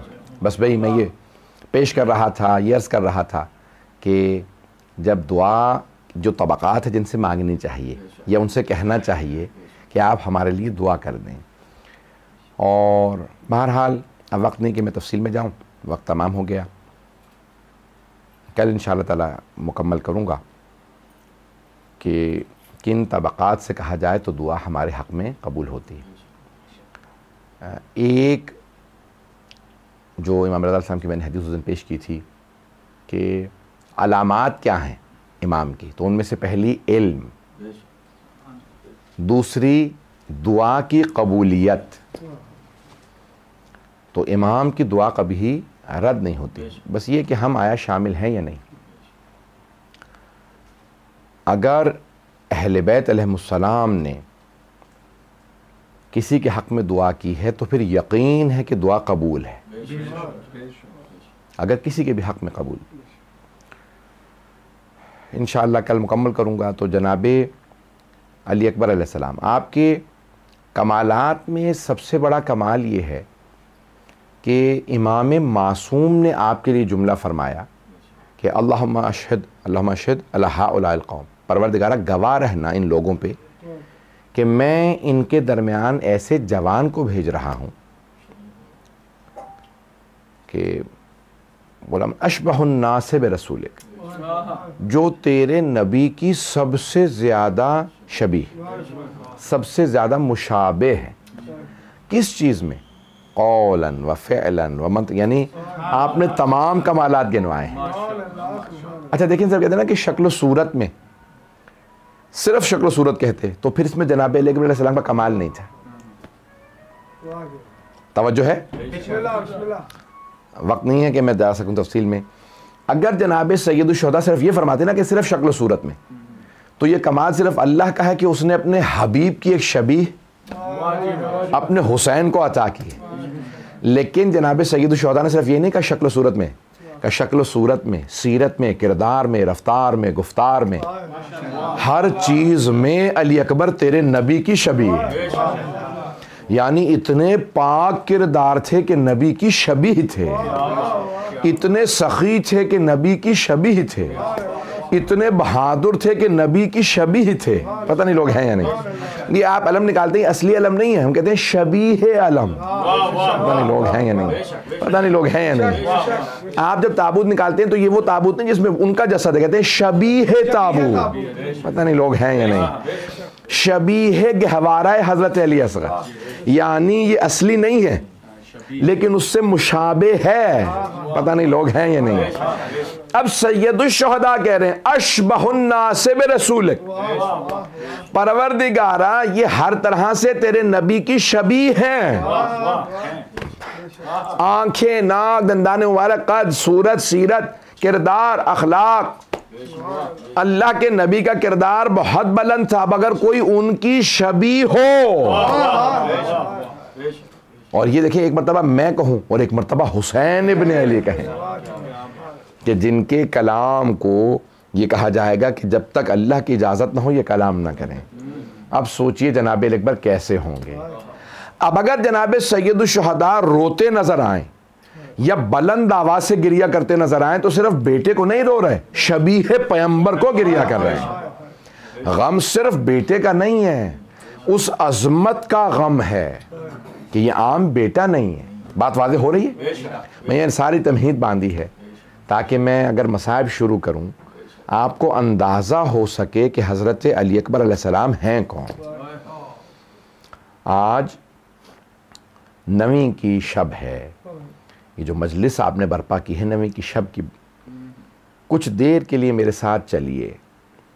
मैदान करबला में हर माँ अपने बेटे को तैयार कर रही है कि वो मैदान करबला में जाए, और हर माँ फ़ौरन इजाज़त दे रही है, बल्कि ख़ुद कह रही बेटा आप भी जाइए। जनाब कासिम से माँ ने कहा, जनाब ओना मोहम्मद से माँ ने कहा, जनाब अब्बास से माँ ने कह के भेजा था। और लेकिन हर शहीद करबला से मौला ने कहा कि अगर माँ मौजूद है तो इजाज़त ले लो। जिहाद के लिए माँ की इजाज़त, बाप की इजाज़त शर्त। अब जनाब अली अकबर को माँ से भी इजाज़त देनी है, बाप से भी, फुप्पी से, भाई से, 4 हस्तियों से इजाज़त ली है। इमाम मासूम किसी को वाजिब से नहीं रोक सकते। जिहाद वाजिब है, इमाम का दिफा वाजिब है। अब जनाब अली अकबर के बाबा ही उनके इमाम भी हैं, तो अब जब उन्होंने कहा बाबा इजाज़त है, तो जनाब सैयदुल शुहदा ने कोई तरदीद नहीं की, फ़ौरन कहा बेटा मेरी तरफ से इजाज़त है। क्यों? वाजिब से नहीं रोक सकते। पता नहीं बात पहुँचाएगा, थोड़ी सी देर के लिए मेरे साथ चलिएगा। तो अब जनाब अली अकबर अलैहिस्सलाम इजाज़त लेके मौला हुसैन से आए उस खेमे में जहाँ जनाब सैयद सज्जाद एक चटाई पे लेटे थे। इजाज़त कैसे मांगे? मौला का बीमार होना मसलहत इलाही था ताकि इमामत को बचाया जा सके, इमामत का बचाना भी ज़रूरी था। तो एक मर्तबा आए जनाब अली अकबर, हाथों के बोसे देना शुरू किए और हाथों से चूमते हुए पेशानी तक आए, और देख रहे हैं कि हम तो अब कुर्बानी दे के चले जाएंगे, आगे फुफ्फियों के जो साथ जाना है वो इन्होंने जाना है। जानते हैं ना कि बाज़ारों दरबारों में जाना है। तो क्या किया, आंखों में आंसू आने लगे, हाथों को चूमते हुए जब पेशानी पे आए तो आंसू बहने लगे। जब आंसू बहते हुए जनाब सैयद सज्जाद के चेहरे पे गिरे तो आपने बस एक जुमला कहा, आंखें खोल के देखा, कहा भैया अली अकबर ऐसे कौन से मसाइब आ गए हैं कि आप इतना मुझे चूम रहे हैं? तो जनाब अली अकबर अलैहिस्सलाम ने कहा कि बक़िया अबूना वहीदन गरीबन मज़लूमन अतशाना, हमारे बाबा तन्हा रह गए हैं, बड़े गरीब हैं, बड़े मज़लूम हैं, बहुत प्यासे हैं। तो भैया सज्जाद मैं आपसे इजाज़त लेने आया था। तो कहा कि ए अली अकबर अगर मुझे इजाज़त मिलती मैं भी अपनी जान कुर्बान कर देता। तो कहा नहीं, आप इमाम हैं, बाबा के बाद आप इमाम हैं। एक मर्तबा प्यार किया भाई ने भाई को, जनाब अली अकबर चले। कहाँ आए? जनाब ज़ैनब कुबरा के पास। बस भाई मुझे सिर्फ अलविदाइयाँ पेश करनी हैं, अगर मैं पहुँचा सका, थोड़ा सा मैं वक्त ज़्यादा लूँगा आज। जनाब अली अकबर अलैहिस्सलाम जनाब ज़ैनब कुबरा के खेमे में आए। कहा फूफी अम्मा इजाज़त है, मैं मैदान कारज़ार में जाना चाहता हूँ। जनाब ज़ैनब के बहुत तेज़ी से आंसू बहने लगे, पेशानी का बोसा दिया, प्यार किया, कहा हाँ बेटा मेरे लाल इजाज़त है। माँ से इजाज़त ले लीजिए, यानी मुझसे नहीं, माँ से इजाज़त की ज़रूरत है। कहा फूफी अम्मा आप अली ज़ादी हैं, आप अमीर की बेटी हज़रत अमीर मोमिनीन की, इसलिए पहले आपके पास आया था। अब आए उस खेमे में जहाँ जनाब लैला है। अजीब व गरीब अल्फाज हैं। जनाब लैला से जनाब अकबर अलैहिस्सलाम ने कहा अम्मा इजाज़त है। मैं रोक के यहाँ पे एक जुमला पेश करूँ ताकि आपको अंदाज़ा हो सके माँ के लिए कितना मुश्किल था। अगर बेटा देर से घर आता है ना तो माँ कितनी मर्तबा दरवाजे पे चली जाती है, ना जाने मेरा लाल कहाँ रह गया। और अगर बेटा मरने की इजाज़त मांग रहा हो, अम्मा मुझे इजाज़त दीजिए, मैं शहादत के लिए जाना चाहता हूँ। अब जनाब लैला ने मना नहीं किया, किसी किताब में नहीं है कि मना किया, लेकिन ढके छुपे अल्फाज में कहा कि बेटा मेरा आपके बगैर गुजारा नहीं है, बेटा मैं आपके बगैर जी नहीं सकूंगी, अली अकबर मैं जिंदा नहीं रहूंगी आपके बगैर। और यही हुआ, जब बीबी रिहाई से वापस आई तो 6 महीने जिंदा रही मदीने में। उसके बाद फिर बीबी दुनिया से रुखसत हो गई जनाब लैला।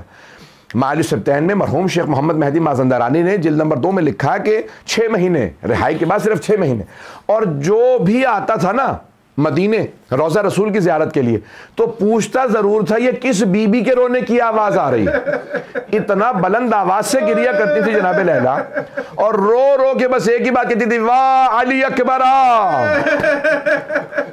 अजीब, यानी अजीब गरीब अल्फाज हैं। तो अब आगे कहा अम्मा इजाज़त। तो जनाब लैला ने बस एक ही जुमला कहा बेटा मैं आपके बगैर जी नहीं पाऊंगी। यानी मना नहीं किया लेकिन ढके हुए अल्फाज में। अब यहाँ जनाब अकबर ने एक जुमला कहा अम्मा अब मैं आपसे इजाज़त नहीं मांगूंगा, लेकिन अम्मा बस मैं एक बात कहना चाहूँगा। ये भी किसी बहुत बुजुर्ग आलिम दीन का जुमला, उनकी इसारे सवाब के लिए पेश कर रहा हूँ। मरहूम फरमाते थे बस एक ही जुमला कहूँगा। कहते थे जनाब अकबर अलैहिस्सलाम ने एक ही जुमला कहा अम्मा अब मैं इजाज़त नहीं मांगूंगा, लेकिन एक बात कहना चाहूँगा अम्मा, अगर रोज़े क़यामत मेरी दादी फातिमा ज़हरा ने आपसे पूछ लिया लैला मेरा हुसैन तो मारा गया था, आपने अपने अली अकबर को रोक लिया था, अम्मा मेरी दादी को आप क्या जवाब दीजिएगा। जनाब लैला रोने लगी, कहा बेटा मैं समझ गई आपके बाबा का मकाम बहुत ज्यादा है, अली अकबर मेरी तरफ से इजाजत है। अब जैसे ही जनाब लैला आई ना, जनाब अकबर के पास एक मर्तबा माँ जैसे लिपट के रोती हैं। हमीद इब्न मुस्लिम जो अहले सुन्नत का रावी है वो कहता है वाहिद शहीद करबला है, जब वो खैमे में गए तो जितनी मर्तबा बाहर आने के लिए खैमे का पर्दा उठाया उतनी ही दफा खैमे का पर्दा गिरा, यहां तक कि मुझे पूछना पड़ा हुसैन क्या बात है, अली अकबर बाहर क्यों नहीं आ रहे। जब भी आना चाहते हैं कभी फुप्पियां लिपट के रोती हैं, कभी माँ लिपट के रोती है, कभी बहनें कहती है भैया मत जाइए, जो जाता वापस नहीं आता। अजरकुम अल्लाह। भाई मुझे भी मसाइब पढ़ने में जानता हूँ वक्त हो गया, लेकिन सुनेंगे।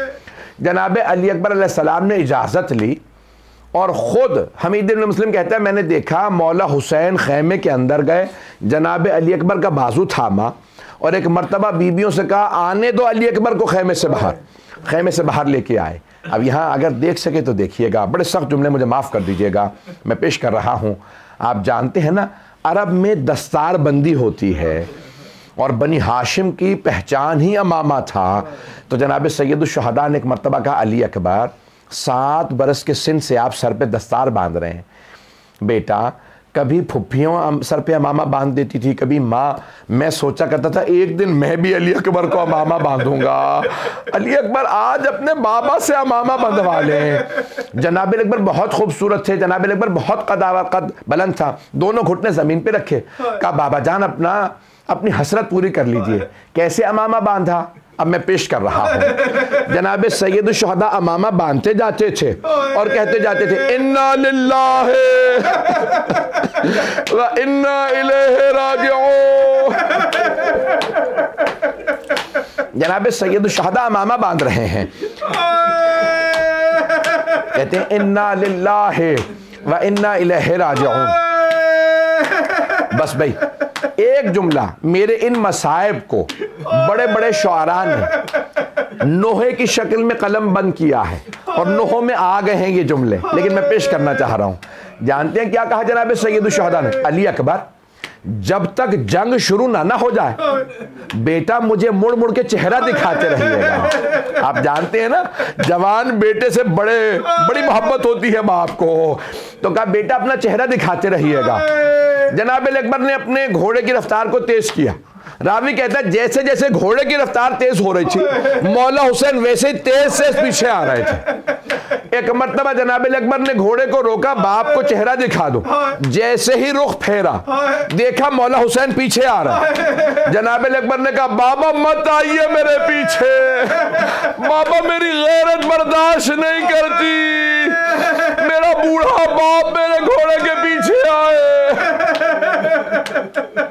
अजरकुम अल्लाह, अजरकुम अल्लाह। बस एक मर्तबा यहां रोक के जुमला कहूं, जनाब सैयद शुहदा ने क्या कहा होगा कि अली अकबर आपको अंदाजा नहीं मेरे कलेजे पे क्या बीत रही है।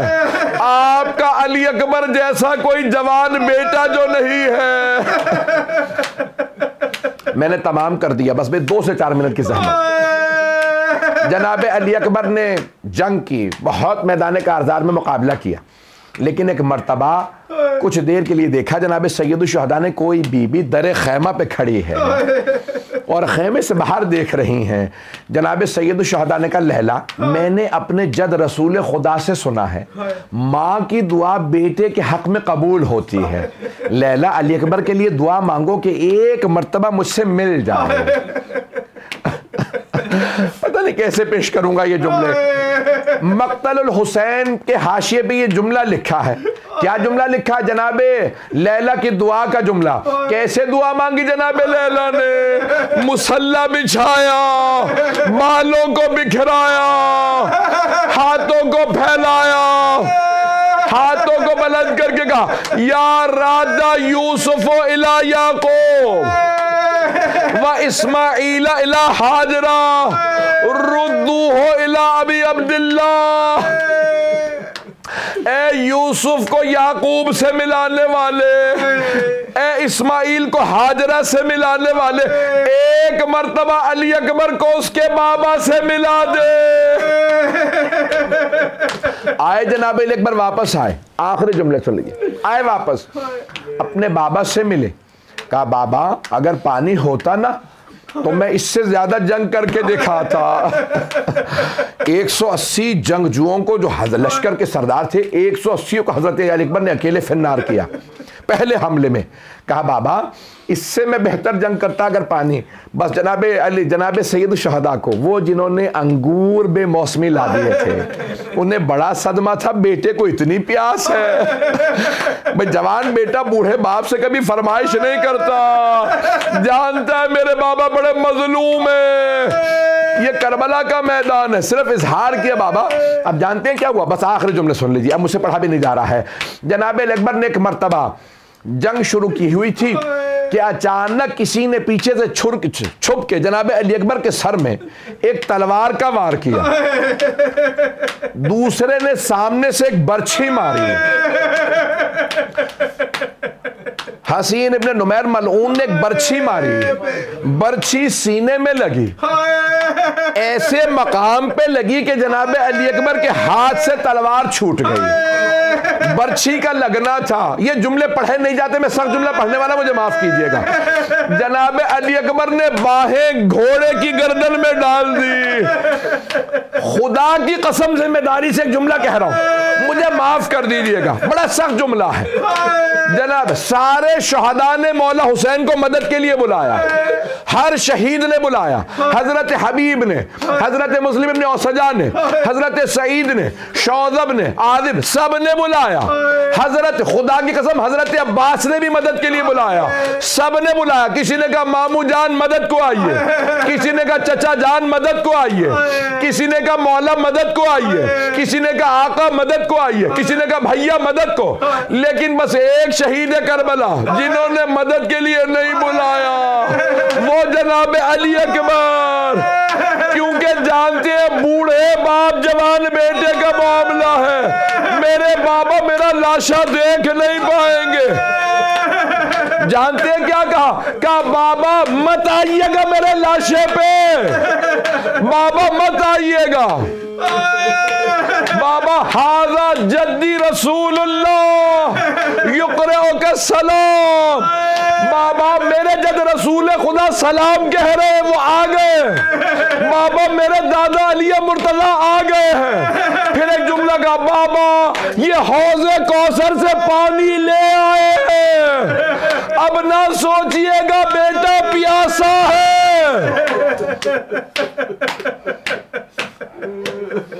अला लानतुल्लाहि अलल कौमिज़ ज़ालिमीन व सयअलमुल्लज़ीना ज़लमू अय्य मुनक़लिबिन यनक़लिबून। मैंने पूरी शहादत नहीं पढ़ी क्योंकि अब आप बर्दाश्त नहीं कर पा रहे थे, लेकिन एक जुमला कहूँगा। दुआ मौजू था इसलिए दुआ ज़रूर करेंगे। आए भाई हाथों को बुलंद कीजिएगा, मेरी तरफ देखिएगा। शेख हुर्र आमिली ने लिखा कैसे आए मौला, कहा कि जुलजना से उतरे, आंखों का नूर चला गया था, आंखों का नूर चला गया था। तो एक मर्तबा का अली अकबर बेटा मुझे आवाज दो। तो एक मर्तबा जनाब सैयद शहदा चले, घुटने भी जमीन पे रखे, कोहनियां भी। शेख हुर्र आमिली ने अगर ना लिखा होता, इतने बड़े मुहद्दिस में ना पढ़ता ये जुमला। मैं नहीं पढ़ता था पहले, ये जुमला नहीं पढ़ता था कि जनाब सैयद शहदा ने घुटनियां जमीन पे रखी, कोहनियां जमीन पे रखी। फिर एक मर्तबा आए, करीब आए भाई, हाथों को बुलंद करके मेरी तरफ देखिए। सैयद शहदा ने करीब आके जनाब अली अकबर को सीने से लगाया। जब सीने से लगाया ना तो जनाब अली अकबर ने कहा बेटा क्या बात है? कहा बाबा जालिम ने बर्छी मारी थी, उसका फल तोड़ दिया है, अभी तक बाकी है। तो अब जनाब सैयद शहदा ने कहा मेरा हाथ उस बर्छी के फल पे रख दे, मैं निकाल देता हूं। दर्द बड़ा होता है ना, जवान बेटे की तकलीफ बर्दाश्त नहीं कर रहे मौला ने घुटने जमीन पे रखे, एक हाथ सीने पे रखा, दूसरा बर्छी के फल पे रखा। मौला ने, मेरा दिल कहता कहा होगा या अली बाबा मेरी मदद को आइए, देखिए तो सही जवान बेटे का लाशा। एक मर्तबा बर्छी को खींचा, जनाब अली अकबर ने एड़ियां रगड़ी, कहा बाबा मेरी माँ को मेरा सलाम। परवरदिगारा, वास्ता उस लहजे का जब मौला हुसैन ने जवान बेटे का लाशा उठाया, लाशा उठा के चले। जब आए ना खेमे में तो सबसे पहले जनाब ज़ैनब कुबरा आई, अपने आप को जनाब अकबर के लाशे पे गिरा दिया। क्यों? आपने ये भी सुना होगा कि खेमे से बाहर आ गई थी, है रिवायत, मैंने खुद देखी है और मुस्तनद है, सिर्फ इसलिए कि मेरे भाई की तवज्जो मेरी तरफ आ जाए। मौला ने फौरन जनाब ज़ैनब का बाजू पकड़ा, कहा ज़ैनब खेमे में वापस चली जाइए। मैं रो के एक जुमला पेश कर रहा हूं, मैं जानता हूं मैंने आज बहुत वक्त ले लिया। मैं एक सराय की शायर का शेर मैंने सुना, उन्होंने कहा अपने अंदाज से मौला हुसैन पे क्या बीत रही होगी, क्या सोच रहे होंगे जब जनाब अली अकबर अलैहिस्सलाम के लाशे पे आए, तो क्या सोच रहे होंगे। तो वो सराय की शायर कहता है मेरा दिल कहता है मौला सोच ये रहे होंगे लाशा छोड़ जाऊं तो फुप्पियां पूछेंगी बेटा कहाँ है, लाशा ले जाऊं तो फुप्पियां मर जाएंगी। कब मौला ये सोच रहे होंगे ले जाऊं या छोड़ जाऊं। बस लेके आए और एक मर्तबा सब बीबियों ने विदा किया। परवरदिगारा, वास्ता उस लहजे का कि मरहूम हसन शाह साहब इंतकाल करके, उनके भी सारे साहब का जुमला उनका भी कह दूं। एक मैंने 3 आज उलमा के जुमले पेश किए हैं। मरहूम फरमाते थे कि जनाब सैयद शहदा ने जनाब फिज़ा से कहा, फिज़ा अली अकबर की माँ से कहो विदा कर ले। जनाब फिज़ा कहती हैं मैं उस खेमे में आई जहाँ जनाब लैला थी। मैंने देखा जनाब लैला कभी खेमे के इस तरफ गिरती हैं, कभी उस तरफ गिरती हैं। मैंने कहा लैला क्या बात है, क्यों नहीं आ रही हो। तो जनाब लैला ने कहा अम्मा फिज़ा मुझे खेमे का दरवाजा नजर नहीं आ रहा।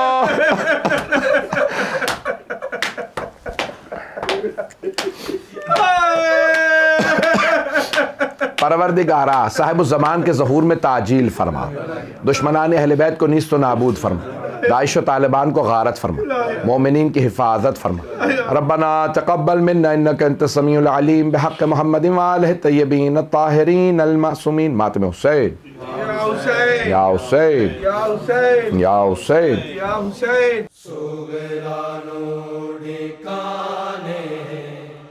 अकबर बिरादिया सुगरानो ठिकाने, अकबर बिरादिया कोई खबर नहीं आया, करबल चो हम शक्ले पैगंबर बिरादिया सुगरानो नूरी काने अकबर बिरादिया सुगरा नूरी काने अकबर बिरादिया छड़ परदेस विनय कुछ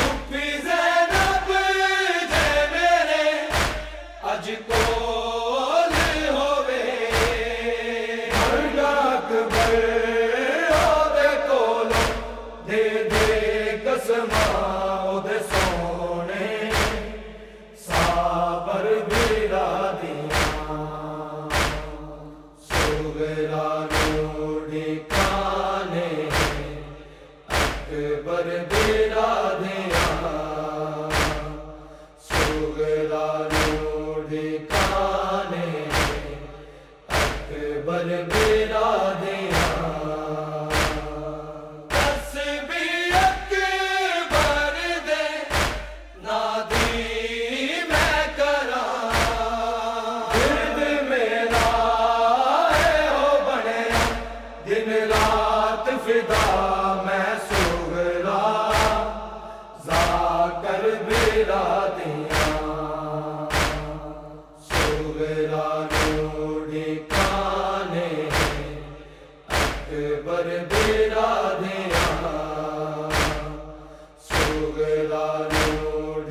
काने अकबर मेरा दिया कोई खबरां नहीं आया करबल चो हम शक्ले पैगंबर मेरा दिया सुगरा नूरी काने अकबर मेरा दिया सुगरा नूरी काने अकबर मेरा दिया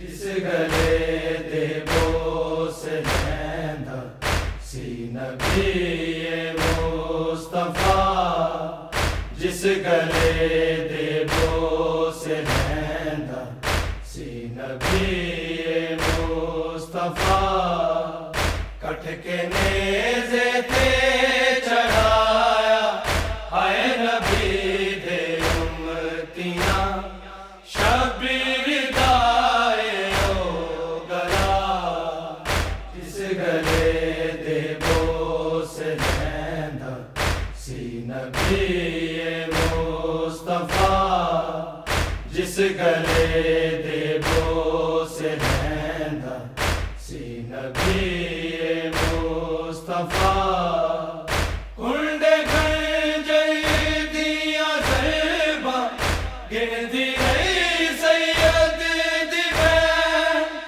वीर दे मरने तो पहला मौत आ जावे मैनू सैन मंगदी रही है दुआ जिस गले दे बोस लैंदा सी नबी मुस्तफा जिस गले दे बोस लैंदा सी नबी मुस्तफा सजदे विच रखे आए लोगों सिर जदों शबीर ने वेख के मंजर जुल्म दा छड़ के करबल की ज़मीन तुर गए सब अंबिया जिस गले दे बोस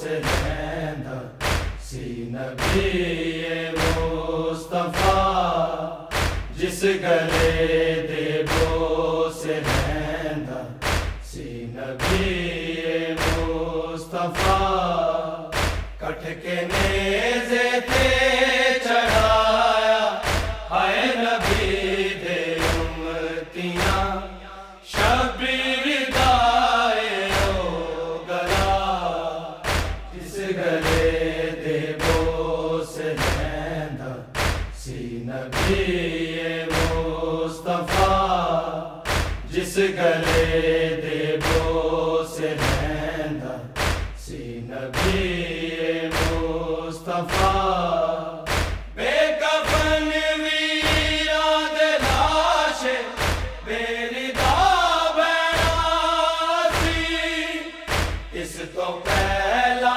इंज कदी भी किसे नबी दी आल नल होया नहीं है बाखुदा जिस गले दे बोस लैंदा सी नबी मुस्तफा जिस गले दे बोस लैंदा सी नबी मुस्तफा तीर बरसों दौरे कोई नेज़े मारदा मारो ना मेरे वीर नू है खड़ के दर खैमे उते देंदी रही ज़ैनब सदा जिस गले दे बोस लैंदा सी नबी मुस्तफा जिस गले दे बोस लैंदा सी नबी मुस्तफा कट के नेज़े ते चढ़ाया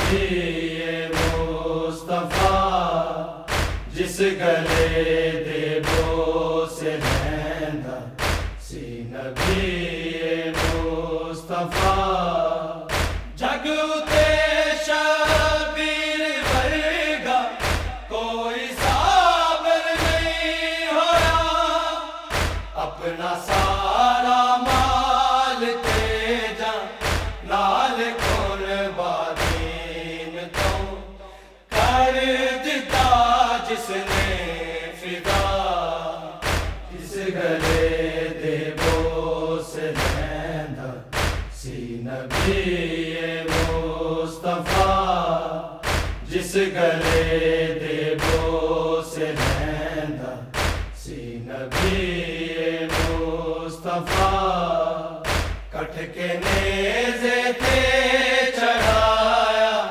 हाय नबी दे उम्मतियां शबीर दाए ओ गला जिस गले दे बोस रहंदा सी नबी मुस्तफा जिस गले दे बोस रहंदा सी नबी मुस्तफा अल्लाहुम्मा सल्लि अला मुहम्मद व आलि मुहम्मद। अस्सलामु अलैका या नबी अल्लाह, अस्सलामु अलैका या रसूल अल्लाह, अस्सलामु अलैका या हबीब अल्लाह, अस्सलामु अलैका या हुज्जत अल्लाह, अस्सलामु अलैका या बासल हुदा, अस्सलामु अलैका या खातमन नबीयीन, अस्सलामु अलैकुम व रहमतुल्लाहि व बरकातुहू। अस्सलामु अलैका या अबा अब्दिल्लाह, अस्सलामु अलैका या इब्न रसूलिल्लाह, अस्सलामु अलैका या इब्न अमीरुल मोमिनीन व इब्न सय्यदिल वसीय्यीन, अस्सलामु अलैका या इब्न फातिमतज़ ज़हरा सय्यदतुन निसाइल आलमीन, अस्सलामु अलैका अय्युहल मज़लूम व इब्नुल मज़लूम, अस्सलामु अलैका अय्युहश शहीद व इब्नुश शहीद, अस्सलामु अलैकुम व रहमतुल्लाहि व बरकातुहू। अस्सलामु अलैका या गरीबुल गुरबा, अस्सलामु अलैका या मुगीस शिअत व ज़वार फी यौमिल जज़ा, अस्सलामु अलैका या शम्स शमूस, अस्सलामु अलैका या अनीसन नफूस, अस्सलामु अलैका या मदफून बि अर्ज़तूस, अस्सलामु अलैका या सुल्तान अरब वल अजम, अस्सलामु अलैका या अली इब्न मूसा रिज़ा, अस्सलामु अलैकुम व रहमतुल्लाहि व बरकातुहू।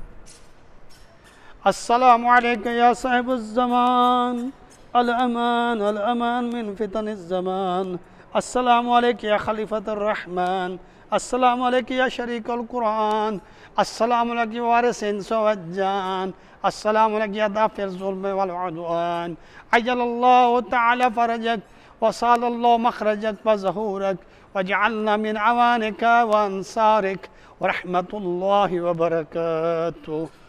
अस्सलामु अलैका या बिन्त रसूलिल्लाह, अस्सलामु अलैका या बिन्त अमीरिल मोमिनीन, अस्सलामु अलैका या बिन्तल हसन वल हुसैन, अस्सलामु अलैका या बिन्त फातिमतज़ ज़हरा सय्यदतुन निसाइल आलमीन, अस्सलामु अलैका या बिन्त वलियल्लाह, अस्सलामु अलैका या उख्त वलियल्लाह, अस्सलामु अलैका या अम्मत वलियल्लाह, अस्सलामु अलैका या बिन्त मूसा इब्न जाफ़र व रहमतुल्लाहि व बरकातुहू। या फ़ातिमा मासूमा इश्फ़ई लना फ़िल जन्नह फ़इन्न लक इंदल्लाहि शानम मिनश्शान। अल्लाहुम्मा सल्लि अला मुहम्मदिन व आलि मुहम्मद व अज्जिल फ़रजहू। अल्लाहुम्मा सल्लि अला मुहम्मद व आलि मुहम्मद बारिक अला मुहम्मद व आलि मुहम्मद का वास्ता। ऐ परवरदिगार तू करीम है, तू रहीम है, बारिक अला तुझे अपनी अज़मत का वास्ता। ऐ परवरदिगार तमाम मोमिनीन और मोमिनात, बिलखसूस जो यूके के मोमिनीन और मोमिनात हैं, इमामिया मिशन के सकीना ट्रस्ट की तरफ से और जो MCE में हैं, बारिला मोहम्मद उनका सदका तमाम मोमिनीन मोमिनात जो भी दुनिया से कूच कर चुके हैं, बारिला उनके सगीरा कबीरा गुनाह माफ़ फरमा। बिलअख़स ताज़ा मरहूम मौलाना ज़फ़र अली नकवी साहब बारिला मोहम्मद का सदका उस मरहूम के सगीरा कबीरा गुनाह माफ़ फरमा। और मरहूम की काफ़ी खिदमत हैं, बारेला उनकी खिदमत को, उनकी अमाल नेक को अपनी बारगाह में कबूल मकबूल फरमा, उनकी मग़फ़िरत फरमा। बारेला मोहम्मद वाले का सदका उन्हें अहल बैत के साथ माशूर फरमा और उनके लवाकीन को सब्र जमील की तौफ़ीक़ अता फरमा। बारेला मोहम्मद वाले मोहम्मद का सदका जो मरीज़ हैं, बारेला तुझे अपनी अज़मत और जलालत का वास्ता, तुझे इमाम सज्जाद की बीमारी का वास्ता, बारेला उस इमाम की मज़लूमियत का वास्ता जो असीर होकर लुटे हुए काफ़िले का सालार बना, बारेला मोहम्मद वाले मोहम्मद का सदका तमाम मरीज़ों को शिफाए कामिला अता फरमा। बिलखसूस जो कोरोना के मरीज़ हैं और कोरोना में मुब्तला हो चुके हैं, बारेला उनको भी शिफाए कामिला अता फरमा। और जो इस मुसीबत ज़दा में मुब्तला हैं, बारेला जिन्हें मसाइब हैं, जिनके मरहूमीन इस दुनिया से चले गए हैं, बारेला इस वक्त वो मुसीबत में हैं, जो इमाम हुसैन अलैहिस्सलाम के मसाइब का वास्ता, बारेला उन्हें सब्र जमील अता फरमा। बारेला मोहम्मद वाले का सदका जो बे औलाद हैं उन्हें औलाद अता फरमा, जो साहब औलाद हैं उनकी औलाद को नेक फरमा। बारेला जो कर्ज़दार हैं उनके कर्ज़ अदा फरमा। बारेला मोहम्मद वाले का सदका जो भी इस मिशन में खिदमत कर रहे हैं और जिनको भी खिदमत का मौका मिल रहा है, बढ़ चढ़ कर खिदमत कर रहे हैं, बारेला इस मिशन हुसैनी में उन्हें कामयाबी और कामरानी अता फरमा, उनकी ज़िंदगी को तुलानी फरमा, उनको हज़रत नूह अलैहिस्सलाम की ज़िंदगी अता फरमा। बारेला मोहम्मद वाले मोहम्मद का सदका उनके रिज़्क़ के हलाल में बरकत अता फरमा। बारेला हमारे हकीकी वारिस इमाम ज़माना के ज़हूर में ताजील फरमा। बारेला उनकी ज़ियारत नसीब फरमा और हमें उनका सही माने हकीकी सरबाज और सिपाही बना। बारेला हमें आपस में इत्तेहाद करने की तौफ़ीक़ अता फरमा। मराजे उज़ाम उलमाए कराम का साया हमारे सरों पे बाकी रख। बारेला मोहम्मद वाले मोहम्मद का सदका हम सब की तौफ़ीक़ात में इजाफ़ा फरमा कि हम बढ़ चढ़ कर मिशन हुसैनी में काम कर सकें। बारेला मोहम्मद वाले मोहम्मद का सदका हमें मकासद क़याम इमाम हुसैन को समझने और उनकी सीरा पे अमल करने की तौफ़ीक़ अता फरमा। अल्लाहुम्मा तक़ब्बल दुआ इन्नका अंता समीउल अलीम वल्हम्दुलिल्लाहि रब्बिल आलमीन वस्सलामु अलैकुम व रहमतुल्लाहि व